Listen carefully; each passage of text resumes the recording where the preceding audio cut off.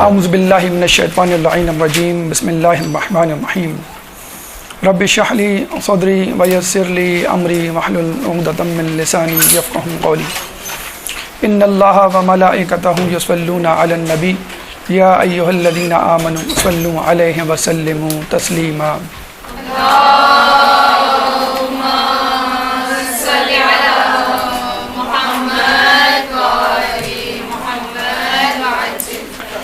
پچیس شوال ہمارے چھٹے امام امام جعفر صادق علیہ السلام کی شہادت.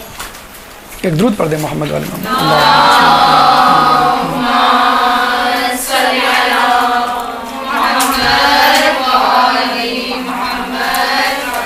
ایک روایت کے مطابق 15 شوال تاریخ شہادت ہمیں ملتی ہے.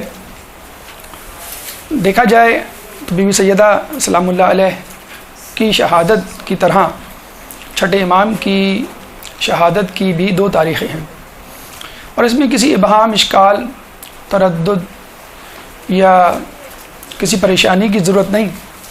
دیکھا جائے جس طرح بی بی سیدہ کی 2 تاریخ شہادت کی صورت میں اللہ تعالیٰ نے ہمیں زیادہ سے زیادہ موقع فراہم کیا، یعنی 3 ہفتے کہ ہم بی بی سیدہ کا تذکرہ کریں، اور یہ پورا دور جو ہے پورے 3 ہفتے اور مدت جو ہے بی بی کی تاریخ، بی بی کی سیرت اور بی بی کے فضائل سنانے میں گزرتی ہے.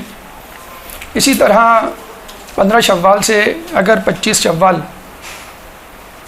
کے دن یعنی عشرہ جعفری کے حوالے سے منایا جائے اور امام جعفر کی سیرت اور ان کے علمی کارناموں اور ان کی اخلاقی پہلوؤں پہ گفتگو کی جائے تو کیا ہی اچھا ہو.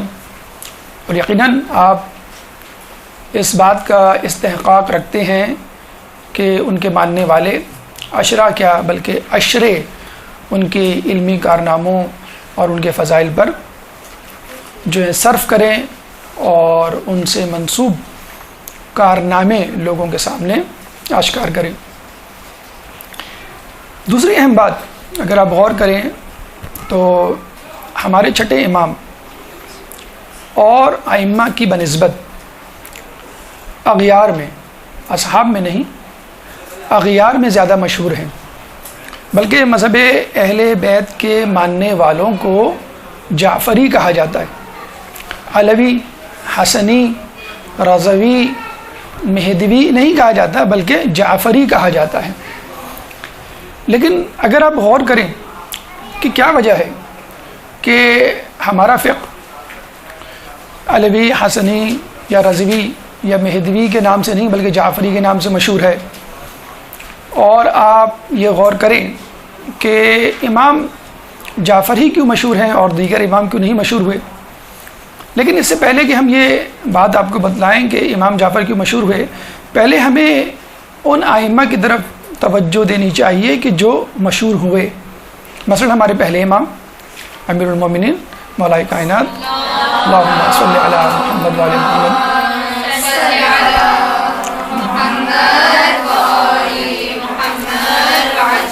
مشہور ہوئے، اور نہ صرف احباب میں بلکہ اغیار میں ان کا نام لیا جاتا ہے، ادب سے لیا جاتا ہے، احترام سے لیا جاتا ہے، فضائل بیان کیے جاتے ہیں. اور ہمارے آخری امام محمد مہدی سلام اللہ علیہ عجل اللہ تعالی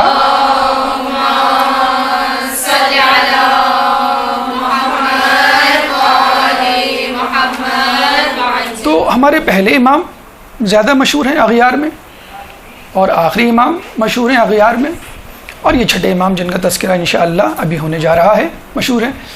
تو یہ جو پہلے امام اور آخری امام جو مشہور ہیں اس کی اگر علت پر غور کریں تو آپ کو معلوم ہوگا فضائل اپنی طرف، اخلاق حسنہ اپنی طرف، تاریخی واقعات اپنی طرف، جو قدر مشترک ان دونوں کو بناتی ہے اور معروفیت، معرفت نہیں، معروفیت یا مشہوریت کے درجے پہ لے کے جاتی ہے، وہ ہے ان کی حکومت، اقتدار اور طاقت.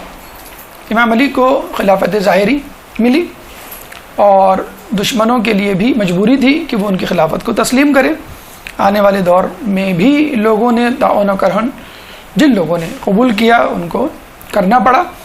اور جب ہمارے 12ویں امام کا ظہور ہوگا تو بھی آپ ایک حکومت الہی کے حامل ہوں گے اور پوری دنیا پر ان کا تسلط ہوگا، ایسی حکومت جو آج تک کسی امام کو نصیب نہیں ہوئی۔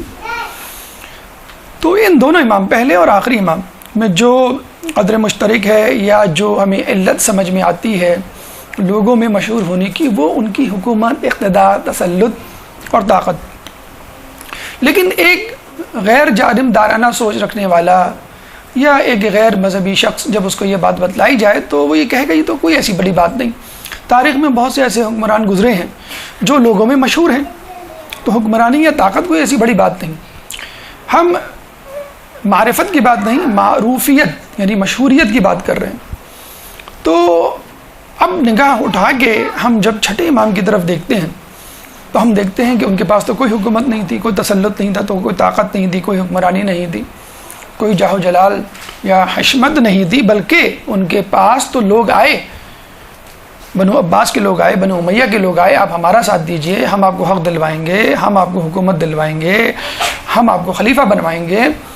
اب بہت اچھا موقع تھا کہ امام جو ہے وہ حکومت لے لیتے اور پھر فقہ جعفری کی بنیاد رکھتے، پھر جو ہے مذہب اہل بیت کی ترویج اور ترقی میں کوئی کام کرتے تو وہ جلدی اور سرعت سے اور اثر پذیری سے لوگوں میں سرایت کرتا۔ لیکن نہیں، امام نے بتلا دیا کہ میں سیرت رسول کا ماننے والا، اس پہ چلنے والا ہوں، جس طرح خود رسول اکرم صلی اللہ علیہ وآلہ وسلم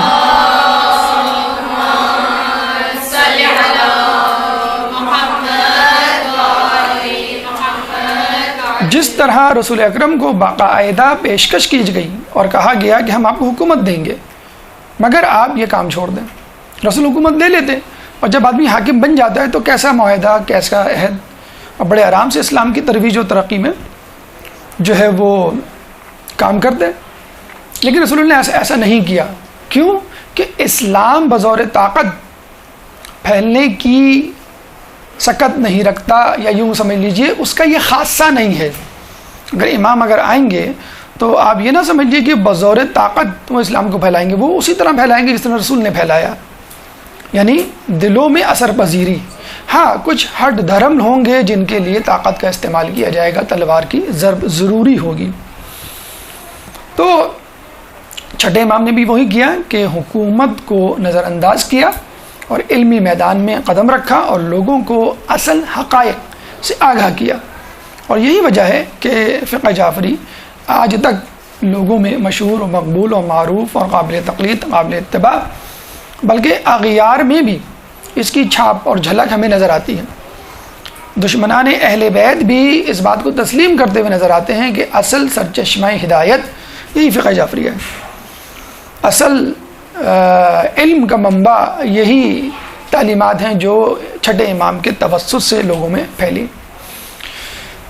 تو آپ نے دیکھا کہ امام علی کی مشہوریت یا شہرت اور امام زمانہ کی مشہوریت یا شہرت اغیار میں اپنی جگہ مسلم، لیکن اغیار نے بظاہر ہمیں یہی لگتا ہے کہ ان کی حکومت و تسلط و اقتدار اور طاقت سے متاثر ہو کے ان کی شہرت کو قبول کیا، ان کی شخصیت کو قبول کیا۔ لیکن چھٹے امام کی طرف دیکھتے ہیں تو ہمیں معلوم ہوتا ہے کہ اغیار نے ان کے علمی کارناموں کو سراہا، اغیار نے ان کی علمی کاوشوں کو قبول کیا، نہ صرف قبول کیا بلکہ ان کے سامنے زانو تلمس طے کرنے میں کوئی شرمندگی نہیں محسوس کی، بڑے فخر سے اس بات کا اظہار کیا کہ ہم آپ ہی کے ماننے والے ہیں اور آپ ہی کے شاگردوں کے شاگرد ہیں۔ اس کا تذکرہ انشاءاللہ بھی تفصیل سے آئے گا۔ تو یہ چند باتیں، دو نکات آپ کے زیر سماعت کرنی تھی اصل گفتگو کے شروع ہونے سے پہلے۔ نمبر 1 نکتہ کہ عشرہ جعفری منانا چاہیے 15 شوال سے 25 شوال تک، تاکہ خوب آپ کی صفات کا تذکرہ ہو۔ اور دوسری یہ بات، امام جعفر صادق اس بات میں یکتا ہیں کہ آپ نے تسلط یا طاقت یا کسی اور سازش کو حاصل کر کے کسی اور طریقے سے، دنیاوی یا مادی طریقے سے لوگوں میں شہرت نہیں پائی، بلکہ خالصتاً علمی حوالے سے لوگوں میں مقبولیت پائی۔ ہماری گفتگو انشاءاللہ 25 شوال کے حوالے سے امام جعفر صادق کے حوالے سے سیرت امام صادق علیہ السلام ہے۔ اس گفتگو کے 10 مرحلے انشاءاللہ آپ کے سامنے پیش کیے جائیں گے۔ پہلا مرحلہ مقدمے کا جو کہ گزر چکا، دوسرا مرحلہ تواریخ کا یعنی تاریخ ولادت، تاریخ شہادت، تیسرا مرحلہ اسمیات یعنی آپ کا نام، کنیت، القاب، تھوڑی سی تشریح، چوتھا مرحلہ خاندان، اہل خانہ، والد، والدہ، اولاد، چھٹا مرحلہ پانچواں مرحلہ علمی کارنامے جو کہ آپ کی فضیلت کا ایک اہم پہلو ہیں، خاصہ ہیں، چھٹا مرحلہ اخلاقی کمالات، علم کے ساتھ اخلاق میں کس درجے پر آپ فائز ہیں، اخلاق کی کیا معراج آپ کے اندر پائی جاتی ہے، ساتواں مرحلہ کرامات، اگر کسی شخص میں علم، اخلاق اور فضائل کے تمام پہلو نظر آئیں تو یقیناً اللہ تعالیٰ اس کا ہاتھ بن جاتا ہے، اس کے کان بن جاتا ہے، اس کی آنکھیں بن جاتا ہے، اور پھر کرامات کا ظہور ہوتا ہے۔ جب ایک عام انسان کے ساتھ ایسا ہو تو امام معصوم کے ساتھ کیوں نہیں ہو سکتا؟ تو ساتواں مرحلہ امام کے کرامات کے حوالے سے گفتگو کی جائے گی۔ آٹھواں مرحلہ بادشاہان وقت، امام کے دور میں کون بادشاہ تھے اور انہوں نے کس طرح امام کو تنگ کرنے کی کوشش کی، ذلیل کرنے کی، نعوذ باللہ رسوا کرنے کی کوشش کی، اور خود کس طرح ذلیل اور رسوا ہوئے۔ اور یہ اس لیے بھی ضروری ہے کہ تعرف الاشیاء بازدادہا، کہ اشیاء کو ان کی ضدوں سے پہچانو۔ اگر آپ امام کی معرفت تک نہیں پہنچ سکتے، جو کہ نہیں پہنچ سکتے، حقیقت میں کسی بھی امام کی حقیقی معرفت ہمارے لیے ممکن نہیں، تو ٹھیک ہے آپ ان کے دشمنوں کو دیکھ لیجئے اور اس کو الٹا کر دیجئے۔ ان کے دشمن رذالت، فاسقیت، گناہگاری، معصیت کے اعتبار سے پستیوں کی پستی میں ہیں، اور اس کو الٹا کر دیں تو ہمارے امام جو ہیں وہ فضائل کے اعتبار سے، علم کے اعتبار سے، اخلاق کے اعتبار سے بلندیوں کی بلندی پر ہیں۔ آٹھواں مرحلہ جیسے ہم نے بتایا بادشاہ وقت کا مختصراً تذکرہ ہوگا۔ نواں مرحلہ اصحاب کا، ایک رخ مذہب اہل بیت اور اہل بیت کے دشمنوں کا، دوسرا رخ مذہب اہل بیت کے ماننے والوں کا، مذہب اہل بیت کو پھیلانے والوں کا، آئمہ کے اصحاب کا، آئمہ سے محبت کرنے والوں کا اور ان کے لیے دم بھرنے والوں کا۔ تو نواں مرحلہ ہمارا اصحاب امام۔ آخری مرحلہ 10واں مرحلہ کلام آخر۔ اللہ تعالیٰ سے دعا ہے کہ ان تمام مراحل پر بخوش اسلوبی سے پرخلوص نیت کے ساتھ گزرنے کی توفیق عطا فرما، گفتگو کو، بحث کو سمجھنے کی توفیق عطا فرما، اور پھر ہم سب کو اس پہ عمل کرنے کی توفیق عطا فرما۔ ایک درود پڑھ دے محمد والے محمد پہ۔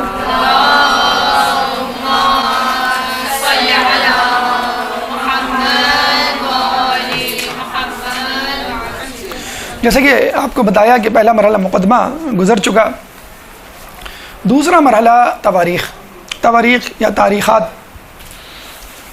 کو اگر ہم لیں تو تاریخ ولادت، آپ کی تاریخ ولادت 17 ربیع الاول 83 ہجری 83 ہجری 17 ربیع الاول 17 ربیع الاول جیسے ہی ہمارے ذہن میں آتی ہے فوراً ہی رسول اکرم صلی اللہ علیہ وآلہ وسلم، اللہم صلی علی محمد وعلی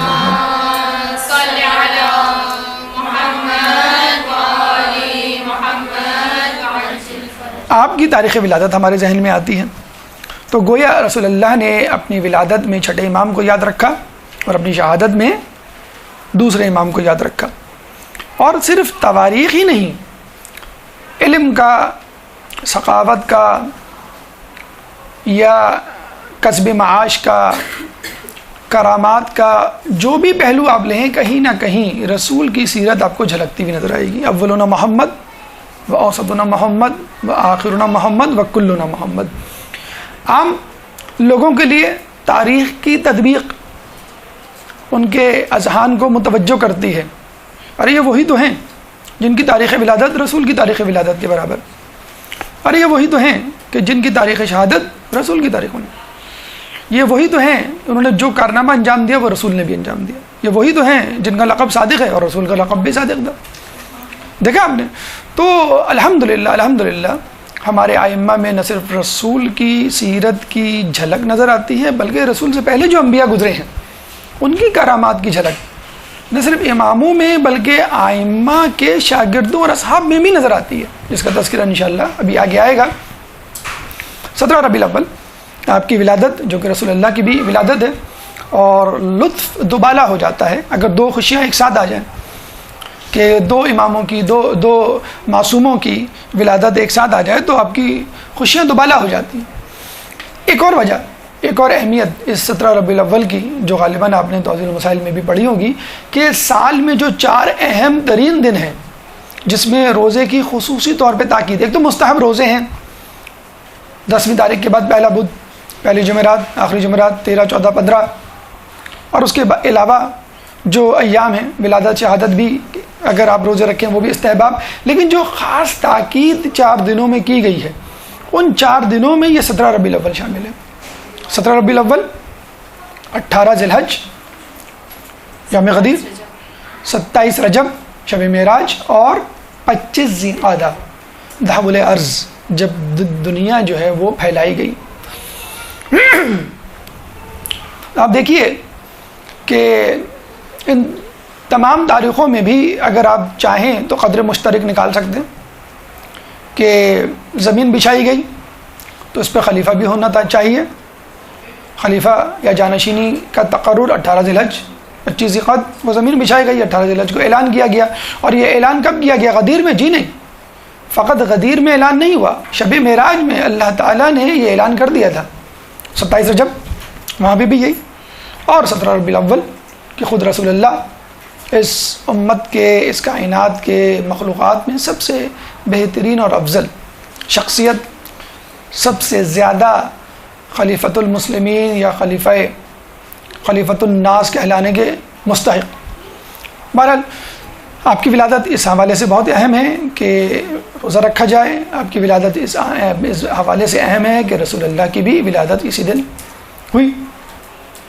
اس کے بعد تاریخ شہادت، جیسے ہم نے بتلایا کہ 15 شعبان، اور ایک روایت میں 15 شوال اور 25 شوال سن 148 ہجری، 148 ہجری آپ کی شہادت منصور دمانقی ملعون کے ہاتھوں زہر دینے کی وجہ سے۔ یوں 148 میں سے اگر آپ 83 نکالیں، 148 - 83، تو جواب آئے گا 65۔ آپ کو یہ اعزاز بھی حاصل ہے کہ تمام ائمہ میں سب سے زیادہ طویل عمر آپ نے پائی۔ اگر طویل عمر پائی تو اس کا حق بھی ادا کیا کہ ائمہ میں شہرت کے اعتبار سے، ائمہ میں علمی کاموں کے اعتبار سے، اور علم کو پھیلانے کے حوالے سے۔ اچھا، اس کا مطلب یہ نہیں کہ تمام ائمہ نے یہ کام نہیں کیا، یعنی علمی حوالے سے مذہب اہل بیت کی ترویج و ترقی، نہیں، ایسا نہیں۔ ایک چیز ہوتی ہے قوت صفت، ایک صفت ہوتی ہے بالفعل اور ایک ہوتی ہے بالقوہ۔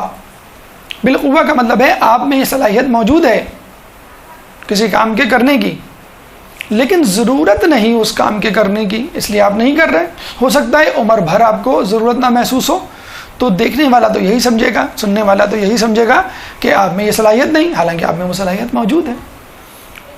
تو اگر کسی کام کو کرنے کا کمال یا ملکہ ہو اور موقع نہ ملے تو اس کو ہم کہیں گے بالقوہ۔ اگر اس کام کو کرنے کا موقع ملے اور لوگوں کے سامنے اس کا مظاہرہ بھی ہو تو ہم اس کو کہیں گے بالفعل۔ تو ایک ہوتی ہے صفت بالقوہ اور ایک ہوتی ہے صفت بالفعل۔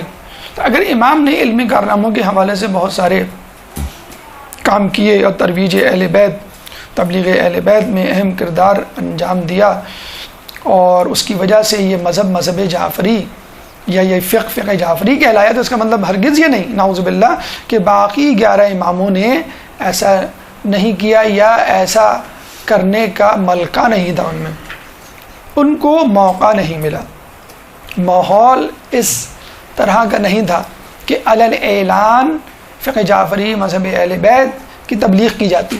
چوتھے امام دیکھا آپ نے کہ کس طرح دعاؤں اور خطبوں کی صورت میں جو ہے وہ اسلام کو پھیلا رہے۔ اسی طرح 7ویں امام قید میں رہ کر تبلیغ کر رہے ہیں، قید خانے میں اگر کوئی مل جائے تو اس کو ہی تبلیغ شروع کر دی، قید خانے میں کوئی بہکانے آئی تو اس کو سجدے میں پلٹا دیا اور سبون قدوسن کی وہ صدا لگاتی رہی فجر میں۔ تو اس کا مطلب کیا ہوا کہ کچھ کو موقع ملا، کچھ کو موقع نہیں ملا، کچھ کو زیادہ ملا، کچھ کو کم ملا۔ اگر امام حسین نے تلوار نکالی تو اس کا مطلب یہ نہیں کہ باقی لوگوں نے اگر تلوار نہیں نکالی، باقی کسی امام نے، تو نعوذ باللہ وہ بہادر نہیں تھے، نعوذ باللہ من ذالک۔ نہیں، موقع محل ایسا نہیں تھا، ماحول ایسا نہیں تھا، اور حکمت یہ نہیں اجازت دیتی تھی کہ آپ تلوار نکالیں۔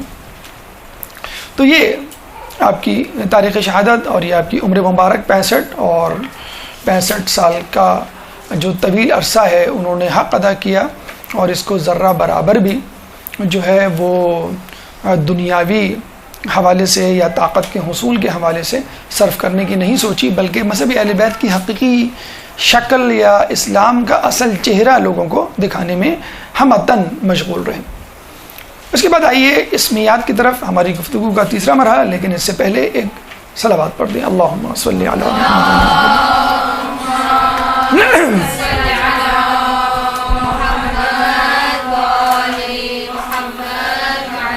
نام آپ کا جعفر، عربی میں اسم کے حوالے سے 3 اوزان ہمیں ملتے ہیں، ثلاثی مجرد یعنی 3 حرفوں پر مشتمل، رباعی مجرد 4 حرفوں پر مشتمل، اور خماسی مجرد یعنی 5 حرفوں پر مشتمل۔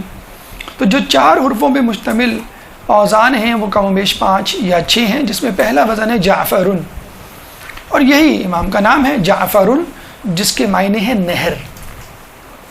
اور یہ بھی روایتوں میں ملتا ہے کہ جنت میں ایک نہر کا نام جعفر ہے۔ ٹھیک، اس میں عام بھی ہو گیا، اس میں خاص بھی ہو گیا۔ اور علماء اعلام نے یہ نقطہ نکالا کہ جو لوگ مذہب اہل بیت کے ماننے والے ہیں، فقہ اہل بیت پر عمل پیرا ہیں، وہ گویا اس علمی دریا سے سیراب نہیں ہو رہے، بلکہ وہ اس بہشتی نہر کی طرف گامزن ہیں جو قیامت میں ان کی پیاس بجھانے کا سبب بنے گی۔ جس نے دنیا میں فقہ جعفریہ کی نہر یا دریا سے سیراب ہونے کا انتظام کیا، گویا اس نے اپنا سفر جنت کی نہر جعفر کی طرف جاری کیا، اور اس کا اختتام اسی نہر پہ ہوگا۔ تو علم کی نہر جعفر کا اختتام جنت کی نہر یعنی جعفر میں ہوگا انشاءاللہ تعالی۔ کنیت ابو عبداللہ، آپ کے صاحبزادے عبداللہ کے نام پر، لقب صابر، فاضل اور صادق۔ صادق لقب یقیناً بہت مشہور اور معروف ہے، اس میں نکتہ بھی ہے اور علت بھی ہے۔ نکتہ یہ ہے کہ گویا اللہ یہ بتلانا چاہ رہا ہے کہ دیکھو رسول تبلیغ سے پہلے ہی صادق اور امین مشہور ہو گئے، کہ اگر وہ کوئی بات کریں تو کوئی کہہ ہی نہیں سکتا کہ تم جھوٹ بول رہے ہو، تم جھوٹے ہو۔ عرب کا وہ معاشرہ جہاں پہ جھوٹ عام تھا، وہاں پہ اگر کوئی شخص کوئی اچھوتی بات کرے، ایسی بات کرے جو آنکھوں کو دکھائی نہ دے، کانوں کو سنائی نہ دے، جو اس سے پہلے لوگوں نے سنی نہ ہو، اور معاشرے کی ریت، روایات، ثقافت، ماحول، اصول و ضوابط و قوانین کے بالکل ضد ہو، تو یقیناً ایسے شخص کو جھوٹا کہنا چاہیے۔ لیکن امام کو جھوٹا نہیں کہا گیا، رسول کو جھوٹا نہیں کہا گیا، پہلے سے وہ صادق مشہور ہو گئے۔ اب 40 سال کے بعد اگر وہ کچھ کہتے ہیں تو اس کو جھٹلایا نہیں جا سکتا، کیونکہ وہ صادق ہیں۔ کس کے مطابق؟ اللہ کے مطابق جی نہیں، عام لوگوں کے مطابق۔ اللہ کے نزدیک تو بدرجہ اولا ہیں ہی، عام لوگ جو ان کے دشمن تھے وہ ان کو صادق کہا کرتے تھے۔ اب رسول کا لایا ہوا اسلام، رسول کا لایا ہوا نظریہ یقیناً سچ پر مشتمل ہوگا۔ چھٹے امام کی طرف آئیے کہ جب جھوٹ کا دورہ تھا، ایک طرف بادشاہان وقت اپنے فسق و فجور کو عین اسلام ثابت کرنے پہ تلے ہوئے تھے، دوسری طرف دنیا کے لوگوں کے بنائے ہوئے امام اور علماء سو اپنے آپ کو اسلام کا حقیقی ترجمان کہہ رہے تھے۔ تو ایسے ماحول میں یقین، معرفت یا علم یا اصل اسلام کو حاصل کرنا جوئے شیر لانے کے مترادف تھا۔ ایسے ماحول میں امام نے تبلیغ کی، ترویج کی اور تدریس کی، لیکن اس سے پہلے آپ لوگوں میں صادق کے نام سے مشہور ہوئے، اس سے رسول مشہور ہوئے. اب امام جعفر کی کوئی بات کوئی ٹال نہیں سکتا تھا. کوئی یہ نہیں کہہ سکتا تھا کہ بھائی یہ تو نئی بات کی آپ نے, لوگ تو یہ کہہ رہے ہیں, آپ یہ کہہ رہے ہیں, اس سے پہلے تو ہم نے نہیں سنا کبھی, اور یہ ہماری عقل کے خلاف جا رہی ہے بات, ہماری طبیعت و مزاج کے بالکل ضد ہے یہ بات, کیونکہ امام صادق مشہور ہو چکے تھے. تو یہ ایک ایڈوانٹیج آپ کو لقب کے حوالے سے ملا, اور یہ ایڈوانٹیج دیکھا جائے کوئی مسلط نہیں کیا گیا تھا, کہ لوگوں کو نہیں کہا گیا تھا ان کو صادق کہو, یا وہ اپنا نام ہی صادق رکھ لیتے. صادق تو نام رکھا نہیں تھا انہوں نے, جعفر نام تھا. تو صادق لقب تھا جو لوگوں کی طرف سے ملا. اب لوگوں پر یہ لازم ہو گیا کہ اگر وہ کوئی بات کریں, چاہے وہ طبیعت, روایات, ثقافت کے متقابل یا متضاد نظر آئے, اس کو قبول کرنا ہے. دوسری اہم بات اس حوالے سے یہ کہنی چاہیے کہ آپ کو یہ لقب خود رسول اللہ نے اپنی زندگی میں دے دیا تھا. یعنی جب اپنے جانشینوں کا تذکرہ کیا, تو جب اس جانشین, چھٹے جانشین کا تذکرہ آیا, تو آپ نے کہا کہ یہ صادق ہوگا. چوتھے امام کے حوالے سے جیسے آپ سنتے ہیں کہ روایت میں خود رسول اللہ نے ان کو یہ لقب دیا تھا. اور رسول اگر کسی کو لقب دے دیں تو وہ اس لقب کو ثابت کرتا ہے. لقب کا مطلب کیا ہے؟ آپ کی یا کسی بھی شخص کی وہ خصوصیت جو لوگوں میں اتنی مشہور ہو کہ لوگ آپ کو اس صفت یا اس خصوصیت کی وجہ سے پکارنے لگیں.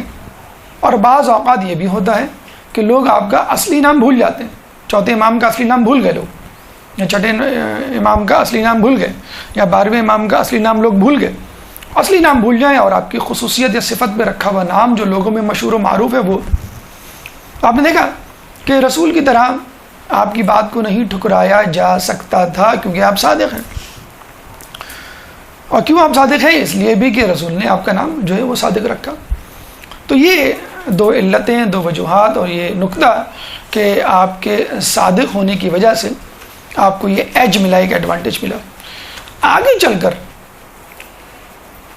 12ویں امام کی ولادت اور 11ویں امام کی شہادت کے وقت لوگوں کو ایک اور علت پتہ چلی کہ اس کی ایک وجہ یہ بھی ہے. جیسے دیکھیں قرآن کی آیات کے کئی مفاہیم ہیں. ایک جگہ تو آیا کہ 70 ظاہری 70 باطنی مفاہیم ہیں.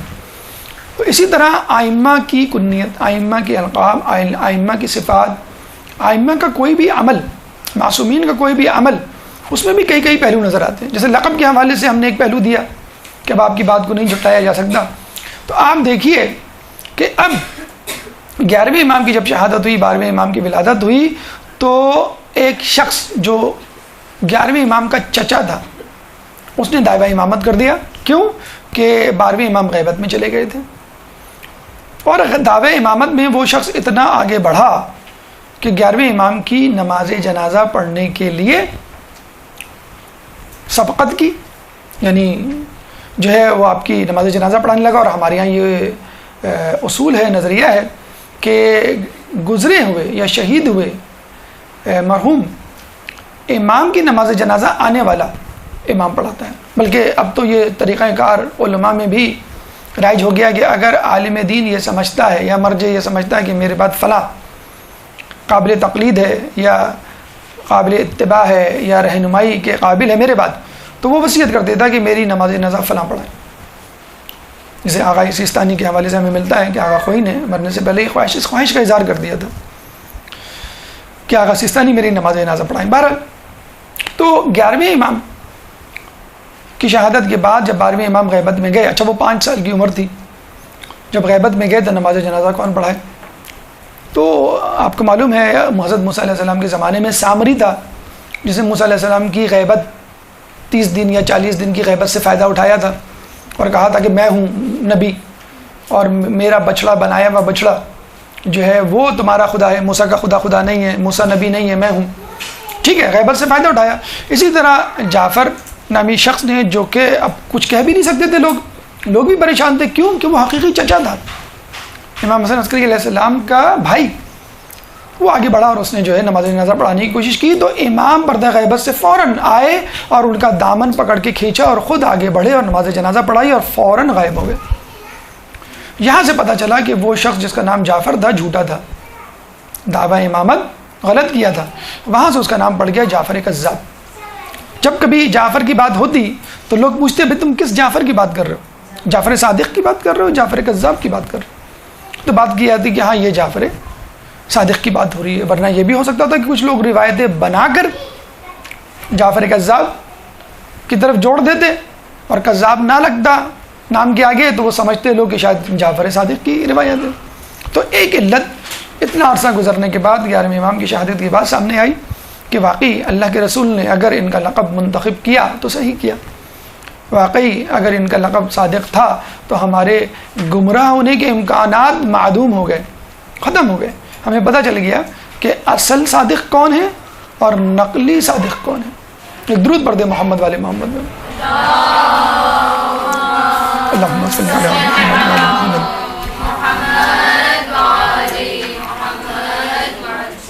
تو آپ کا لقب صادق، صابر، فاضل، آپ کی کنیت ابو عبداللہ، نام جعفر، گفتگو میں آپ نے سنی۔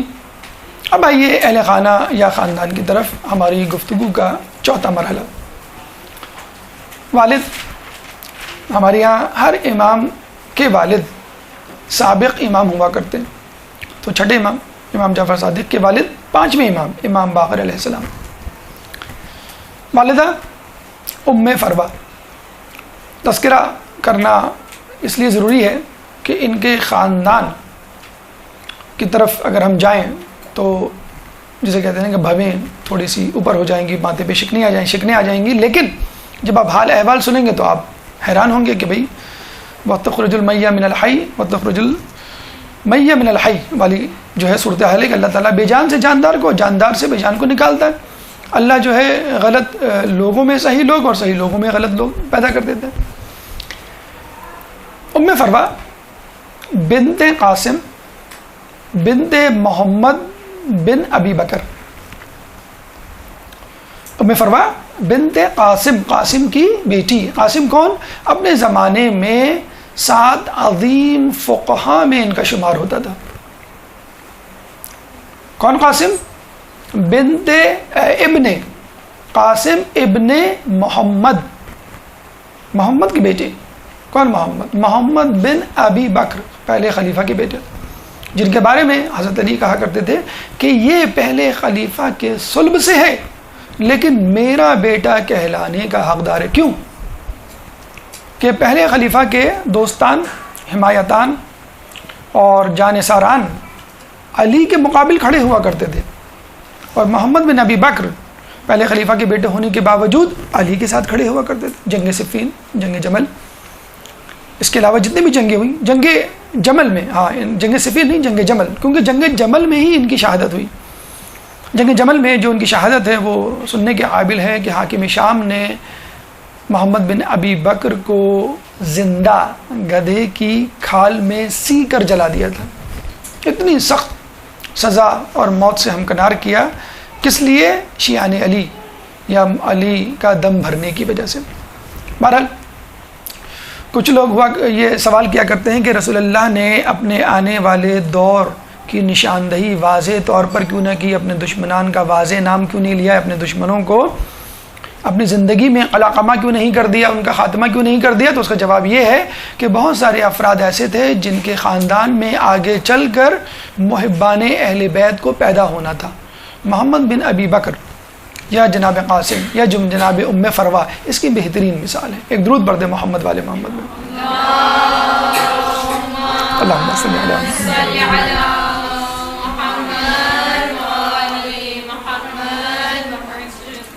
محمد۔ والدہ کا تذکرہ آپ کے سامنے کیا گیا۔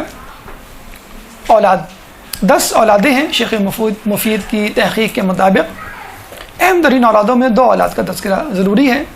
ایک تو امام موسیٰ کاظم علیہ السلام، ہمارے 7ویں امام، اور جناب اسماعیل۔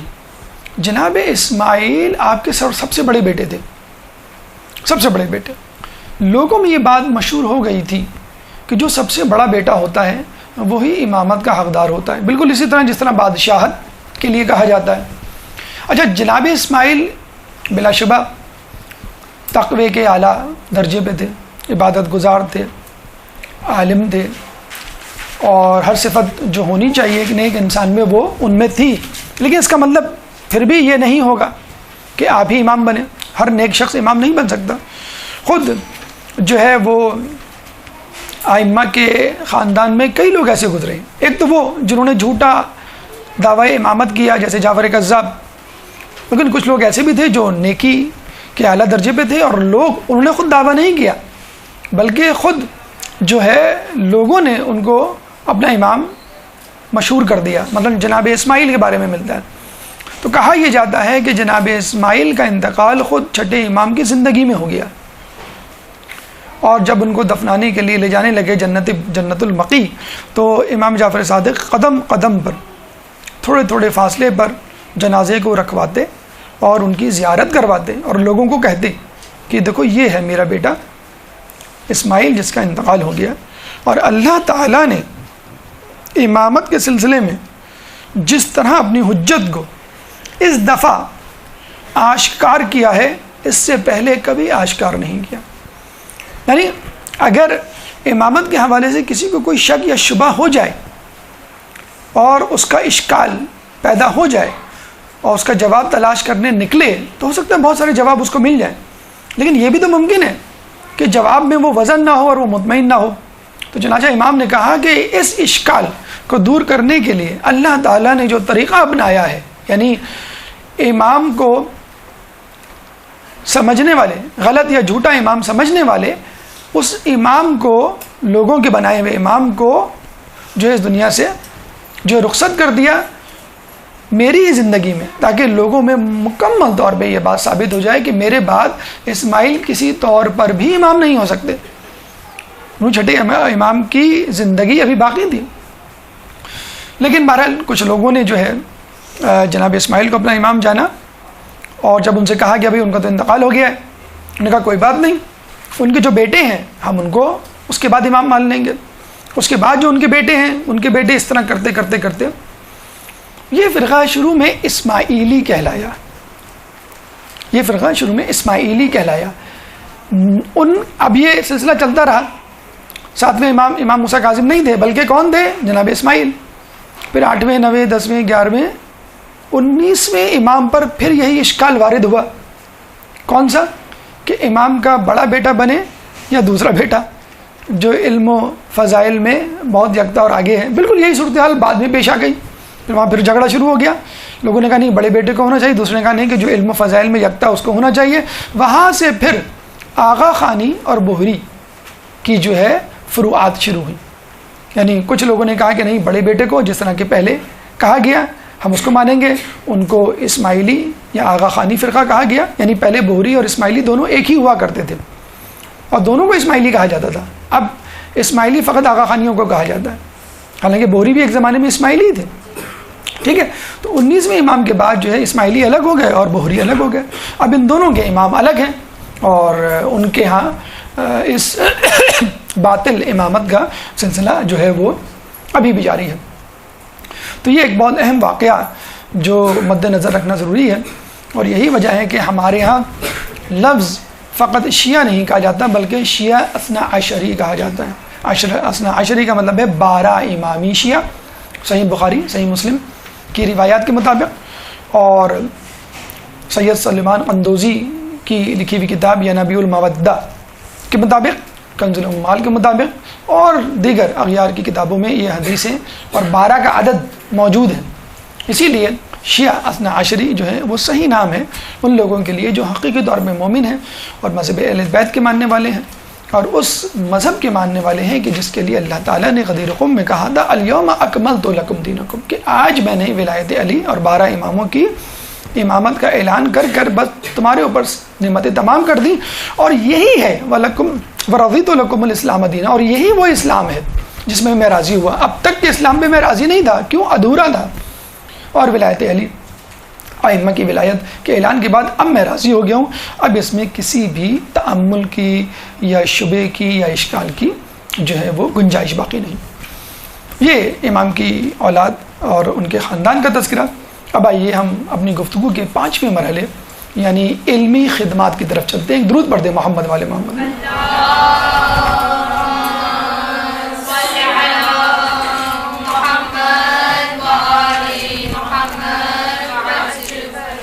علمی کارنامے کے حوالے سے آپ کے یہاں گفتگو ہو چکی، اس سے پہلے بھی اور انشاءاللہ آئندہ بھی ہوگی. بہت تفصیل میں ہم نہیں جا سکتے کیونکہ یہ خود ایک الگ موضوع ہے.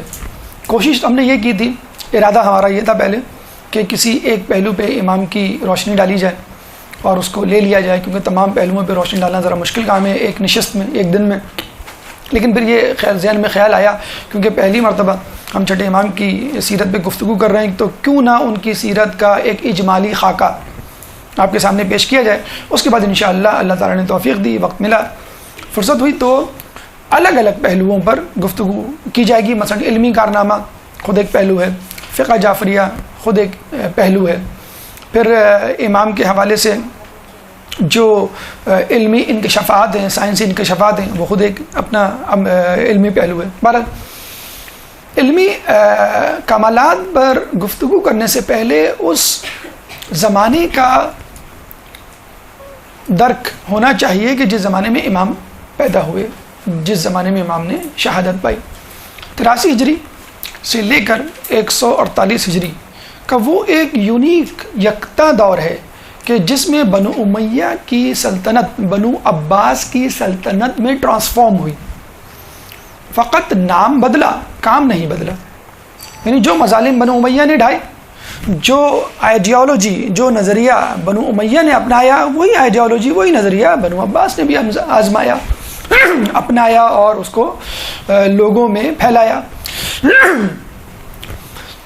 جب بنو امیہ کا آخری حکمران آیا تو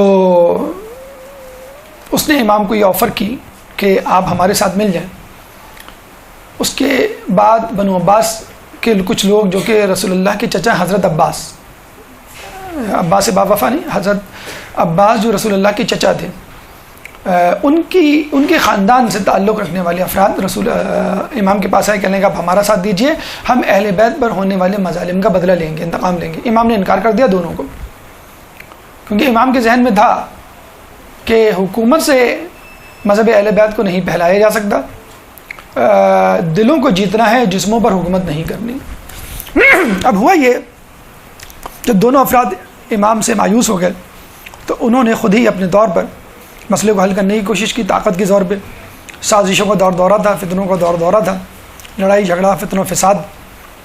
تو لوگ صرف یہ دیکھتے تھے کہ آپ کون ہیں، آپ بنو امیہ سے تعلق رکھتے ہیں یا بنو عباس. بنو امیہ سے تعلق رکھتے ہیں تو بنو عباس آپ کو نہیں چھوڑیں گے، اور اگر آپ کا تعلق بنو عباس سے ہے تو بنو امیہ کے لوگ آپ کو قتل کر دیں گے. اس وقت اگر آپ یہ بتلا دیتے، اس زمانے میں جب لوگ یہ بتلاتے تھے کہ بھئی ہمارا تعلق دونوں میں سے کسی سے نہیں ہے، ہم تو جو ہے وہ امام کے ماننے والے، تو ان کو چھوڑ دیا جاتا کہ بھئی ہمارے کسی کام کے نہیں، جنگ و جدل ان کو نہیں کرنا، تلوار ان کو نہیں اٹھانا، یہ تو فقط مدرسے میں بیٹھے ہوئے جو ہے وہ علم فقہ، علم حدیث پڑھ رہے ہیں، اس کا ہم سے کیا تعلق، اس سے تھوڑی سلطنت حاصل، حکمرانی یا طاقت حاصل کی جائے گی، تسلط تو تلوار کے زور سے آئے گا. تو وہ چھوڑ دیا کرتے تھے. اب اس میں امام کو آپ یہ دیکھ لیجئے کہ جسے یہ سمجھ لیجئے کہ کسی کو پانی میں ڈبویا جا رہا ہو، غرق کیا جا رہا ہو، اور تھوڑی دیر کے لیے اس کو چھوڑ دیا جائے اور اس کی سانس بحال ہو اور وہ سمندر کی سطح سے اوپر آئے، تو وہ جو کچھ کر سکتا ہے اپنی بقا کے لیے یا کسی کام کو جو انجام دینا چاہتا ہے وہ کرے گا. یہ سمجھ لیجئے تمام ائمہ میں چھٹے امام کو یہ موقع مل گیا کہ لوگوں کی ذرہ برابر بھی توجہ آپ کی طرف نہیں دی کہ آپ کیا کر رہے ہیں، کیا نہیں کر رہے ہیں. دے ڈیم کیئر. علم پھیلا رہے ہیں، کوئی بات نہیں، پھیلاؤ، ہمارا اس سے کیا تعلق، علم ہمارے لیے کوئی اہم کام ہے ہی نہیں. امام نے علل اعلان، پہلی مرتبہ ایسا ہوا کہ امام نے علل اعلان فقہ جعفری، مذہب اہل بیت اور اسلام کے اصل چہرے کو لوگوں کے سامنے پیش کیا. فائدہ اس زمانے میں فقط امام کو نہیں ہوا بلکہ امام کے ماننے والوں کو ہوا، اور سب سے بڑھ کر ایک عجیب فائدہ ان لوگوں کو ہوا کہ جو امام کو مانتے تو تھے لیکن ڈر خوف کی وجہ سے امام کی طرف رجوع نہیں کرتے تھے. کسی کو پتہ چل گیا تو کیا ہوگا؟ کچھ لوگ تھے، ابھی بھی آپ کو کچھ لوگ ایسے مل جائیں گے، ابھی جو ہے ہمارے ہاں جو ہے مذہب اہل بیت کا فرمان جاری ہو جائے حکومت پاکستان میں، آپ دیکھیے لوگ کس طرح کھچے کھچے آپ کی طرف چلے آئیں گے. تو کچھ لوگ تو ہوا دیکھ رہے ہوتے ہیں نا، نقصان دیکھ رہے ہوتے ہیں. بہت سارے لوگ کہ جو اغیار میں سے تھے، مذہب اہل بیت کے ماننے والے تھے، نہیں تھے، انہوں نے بھی فائدہ اٹھایا. اور امام سے آ کے دیکھیں بنیادی اصول تو وہی ہے، بنیادی اصول تو یہی ہے کہ مثلا روزہ کیسے رکھا جائے گا؟ بھئی یہ طلوع آفتاب سے غروب آفتاب یا فجر سے لے کے مغرب دونوں جگہ یہی اصول ہے. لیکن اب مغرب یا رات یا غروب آفتاب کسے کہیں گے، اس پر بحث ہے. اب یہاں آ کر 10 منٹ 12 منٹ کا جو ہے وہ جھگڑا شروع ہو جاتا ہے کہ اتم الصیام الی اللیل، تو لیل کا کیا مطلب ہے، رات کسے کہتے ہیں، وغیرہ وغیرہ. تو ان لوگوں نے بھی امام کی طرف رجوع کیا کہ جو لوگ امام سے علم حاصل کرنا چاہتے تھے لیکن کمزوری ایمان یا نقصان کے خدشے کے باعث امام کی طرف رجوع نہیں کرتے تھے، اور وہ لوگ بھی آنے لگے. اور ان میں بڑی مشہور شخصیات بھی تھیں جن کا ابھی تذکرہ آگے آئے گا. اچھا یہ سنیے، یہ دیکھیے کہ کیا امام کی کوشش تھی، کاوش تھی، کیا توفیق خداوندی تھی، کیا ماشاءاللہ ان کی سرگرمی تھی کہ کتنے لوگ ان کے پاس آئے. کوئی میچ ہی نہیں ہے ان کے اسٹوڈنٹس کی کاؤنٹنگ کا ایز کمپیئر ٹو ادر امام. اگر آپ کو کہا جائے امام جعفر کے کتنے شاگرد ہیں، امام علی کے کتنے شاگرد، اس کو چھوڑیں، آپ تمام 11 اماموں یا 10 اماموں کے شاگردوں کو جمع کریں اور چھٹے امام کے شاگردوں کو جمع کریں اور دیکھیں ریشو کیا ہے. یہاں پہ نعوذ باللہ کسی کی تنقیص، تکذیب یا توہین مطلوب نہیں ہے، صرف بتلایا جا رہا ہے کہ امام کو موقع مل گیا تو انہوں نے اس کا حق ادا کر دیا. کسی اور امام کو موقع ملتا وہ بھی حق ادا کر دیتے. امام کو چھوڑ کے، چھٹے امام کو چھوڑ کے تمام ائمہ کے شاگردوں کی کل تعداد فقط 4,500 بنتی ہے، 4,500. اور خود امام جعفر صادق کے شاگردوں کی تعداد 4,000. تمام ائمہ کے شاگردوں کی تعداد 4,500 اور امام کے شاگردوں کی تعداد 4,000. تو آپ دیکھ لیجئے امام نے کتنا زیادہ فائدہ اٹھایا. فقط کوانٹیٹی یا تعداد کو مد نظر نہ رکھا جائے، کوالٹی کو بھی مد نظر رکھا جائے. کیوں؟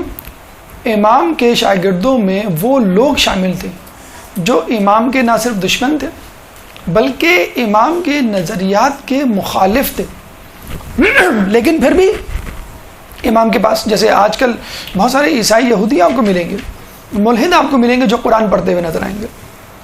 چنانچہ آپ کے اصحاب تلمذہ میں یا شاگردوں میں بڑے بڑے ہمیں نام ملتے ہیں.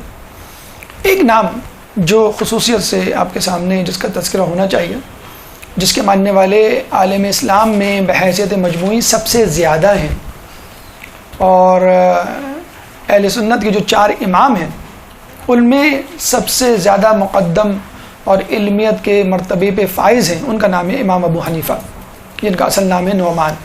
سیرت نعمان مولانا شبلی نعمانی کی کتاب. امام ابو حنیفہ ہمارے 5ویں امام کے پاس اکثر آیا کرتے تھے علم حاصل کرنے. ایک دفعہ گھر پہ نہیں تھے، دروازہ امام جعفر صادق نے کھولا تو وہ ان کے ہم عمر تھے. انہوں نے کہا کہ کیسے آنا ہوا؟ انہوں نے کہا آپ کے والد سے فلاں فلاں مسئلے کے حل کے سلسلے میں ملنا تھا. کہا والد تو نہیں ہے، آپ مجھ سے سوال پوچھ لیں. تو وہ مسکرائے، کہیں گے آپ کیسے جواب دیں گے؟ آپ سوال تو پوچھیں. انہوں نے سوال پوچھا، انہوں نے تفصیل سے جواب دینا شروع کیا. وہ حیران ہو گیا. اب ان کا یہ وتیرہ بن گیا، طریقہ بن گیا کہ اگر 5ویں امام نہیں ملتے تو وہ چھٹے امام کے پاس آ جاتے. اچھا تھے دونوں ہم عمر، تقریباً کنٹمپریری، ہم عصر جسے کہتے ہیں. بعد کے لوگوں کی یہ بات ہضم نہیں ہوئی کہ یہ کیسے ممکن ہے کہ ایک شخص اپنے ہم عمر، اپنے ہی جیسے فرد سے، اپنے ہی جیسے تو نہیں کہنا چاہیے، عمر کے اعتبار سے ایک جیسی عمر کے لوگ اپنے استاد اور شاگرد کیسے بن سکتے ہیں. حالانکہ امام ابو حنیفہ کا یہ جملہ تاریخ میں مشہور ہے، لولا سنتین لہلک نعمان، اگر وہ 2 سال نہ ہوتے تو نعمان ہلاک ہو جاتا. کون نعمان؟ ابو حنیفہ. ابو حنیفہ اصل میں ان کی کنیت تھی، اور کنیت بیٹے کے نام پر ہوتی ہے. حنیفہ ان کی بیٹی کا نام تھا، اور وہ اس لیے کہ ایک مسئلہ انہوں نے حل کر دیا تھا تو وہ بڑے خوش ہوئے تھے اور کہا کہ آج سے میں تمہاری کنیت پہ پہچانا چاہوں گا، تو انہوں نے اپنا نام اپنی کنیت جو ابو حنیفہ کر دیا. بہرحال وہ بھی ایک مسئلہ ہے، کیا مسئلہ تھا کیا جواب تھا انشاءاللہ کبھی تفصیل ہوئی تو آپ کے سامنے پیش کریں گے. لولا سنتین لہلک نعمان لولا علی لہلک عمر، اگر چاہیں تو ایک شعر بن سکتا ہے ایک ترتیب ایک لحن کے ساتھ. تو آپ دیکھیے کہ ہمارے پہلے امام کے لیے بھی خلیفہ وقت اور اس دور کے لوگ آپ کے در پہ آیا کرتے تھے اور آپ سے مسئلے پوچھا کرتے تھے، اور چھٹے امام کے دور میں بھی لوگ آپ کے پاس آتے تھے، حالانکہ آپ کی آئیڈیالوجی سے متفق نہیں تھے، پھر بھی آپ سے علم حاصل کرتے تھے. اس بات کو وہابی مکتبہ فکر کے سب سے بڑے عالم دین ابن تیمیہ عبد الوہاب کو کہا جاتا ہے، وہ موجد تھا، لیکن اس کے بعد جو تدوین کی گئی، کتابیں لکھی گئیں، تحریر کی صورت میں اس فرقے کو پھیلایا گیا، وہ ابن تیمیہ. تو ابن تیمیہ نے صاف اس کا انکار کیا ہے اور یہ کہا ہے کہ بھئی امام جعفر امام ابو حنیفہ دونوں ہم عصر تھے، ایک عمر کے تھے، تو میں نہیں مانتا کہ ایک استاد ایک شاگرد، یعنی امام جعفر استاد اور امام ابو حنیفہ جو ہیں وہ شاگرد. اس بات کو ہم نہیں کہہ رہے. شبلی نعمانی نے اپنی کتاب سیرت نعمان میں صفحہ نمبر 36 میں لکھا ہے. کیا لکھا ہے؟ یہ ہمارے الفاظ نہیں، خود شبلی نعمانی کے الفاظ ہیں، بہت بڑے مورخ اہل سنت کے. وہ لکھتے ہیں کہ یہ شبلی نعمانی کے الفاظ میں دہرا رہا ہوں آپ کے سامنے. یہ ابن تیمیہ کی گستاخی اور خیرہ چشمی ہے. یہ جو ریمارکس دیے تھے ابن تیمیہ نے کہ دونوں ہم عصر ہیں اور دونوں شاگرد استاد کا درجہ تعلق نہیں رکھ سکتے، اس بات پہ جو کمنٹ دیا ہے، تبصرہ دیا شبلی نعمانی نے، کیا دیا ہے کہ یہ ابن تیمیہ کی گستاخی اور خیرہ چشمی ہے. کہاں ابو حنیفہ اور کہاں اہل بیت؟ علم فقہ، علم حدیث، غرض ہر علم کا سرچشمہ اہل بیت ہیں، اور اہل بیت سے زیادہ اہل بیت سے متعلق علم کو اس کے گھر والوں سے زیادہ کون جان سکتا ہے؟ یعنی یہ سارے علوم اہل بیت سے نکلے ہیں، اور اس علم سے سب سے زیادہ اگر کوئی واقف ہونے کا سزاوار ہے تو وہ شخص ہے جو خود اہل بیت کا حصہ ہے، یعنی کہ امام جعفر امام باقر. اور یہ جو ہے پورا صفحہ ان کا جو ہے اس کتاب سیرت نعمان میں موجود ہے، جس میں انہوں نے باقاعدہ اعتراف کیا ہے. تو آپ اس سے بھی فقہ جعفری، فقہ حنفی یا دیگر فقہ کا کمپیریزن یا تقابل جو ہے وہ اندازہ لگا سکتے ہیں. تو اگر ہمارے علماء میں سے اکثر یہی کہا، کبھی جب امام جعفر کا تذکرہ کرتے تھے تو وہ کہتے تھے کہ جب دوسروں تک بات پہنچانی ہو کہ استاد ابو حنیفہ جناب امام جعفر صادق علیہ السلام کی آج شہادت ہے مثلا. بہرحال اس کے علاوہ اور بہت سارے ہمیں مثلا محمد بن مسلم کے حوالے سے واقعہ ملتا ہے کہ رات میں کسی شخص نے محمد بن مسلم سے آگے کوئی مسئلہ پوچھا، تو محمد بن مسلم جو کہ امام جعفر کے صحابی تھے، شاگرد تھے، انہوں نے کہا اتنی رات گئے تک تم میرے پاس کیوں آئے اور کس نے تم کو بھیجا؟ تو انہوں نے بتایا بھائی مجھے فلاں نے بھیجا ہے. اور جب امام محمد بن مسلم دوسرے دن مسجد میں گئے تو پتہ چلا کہ جس کا نام لیا گیا تھا وہ شخص ممبر پہ بیٹھ کے کہہ رہا ہے اقول قال رسول اللہ اقول، یعنی رسول اللہ نے یہ کہا اور میں یہ کہتا ہوں. اور انہوں نے جو ہے وہ بات، وہ مسئلہ، وہ حل جو کہ امام جعفر صادق نے بیان کیا تھا رات کے وقت اس شخص کو، وہ مسئلہ اپنے نام سے بیان کر دیا.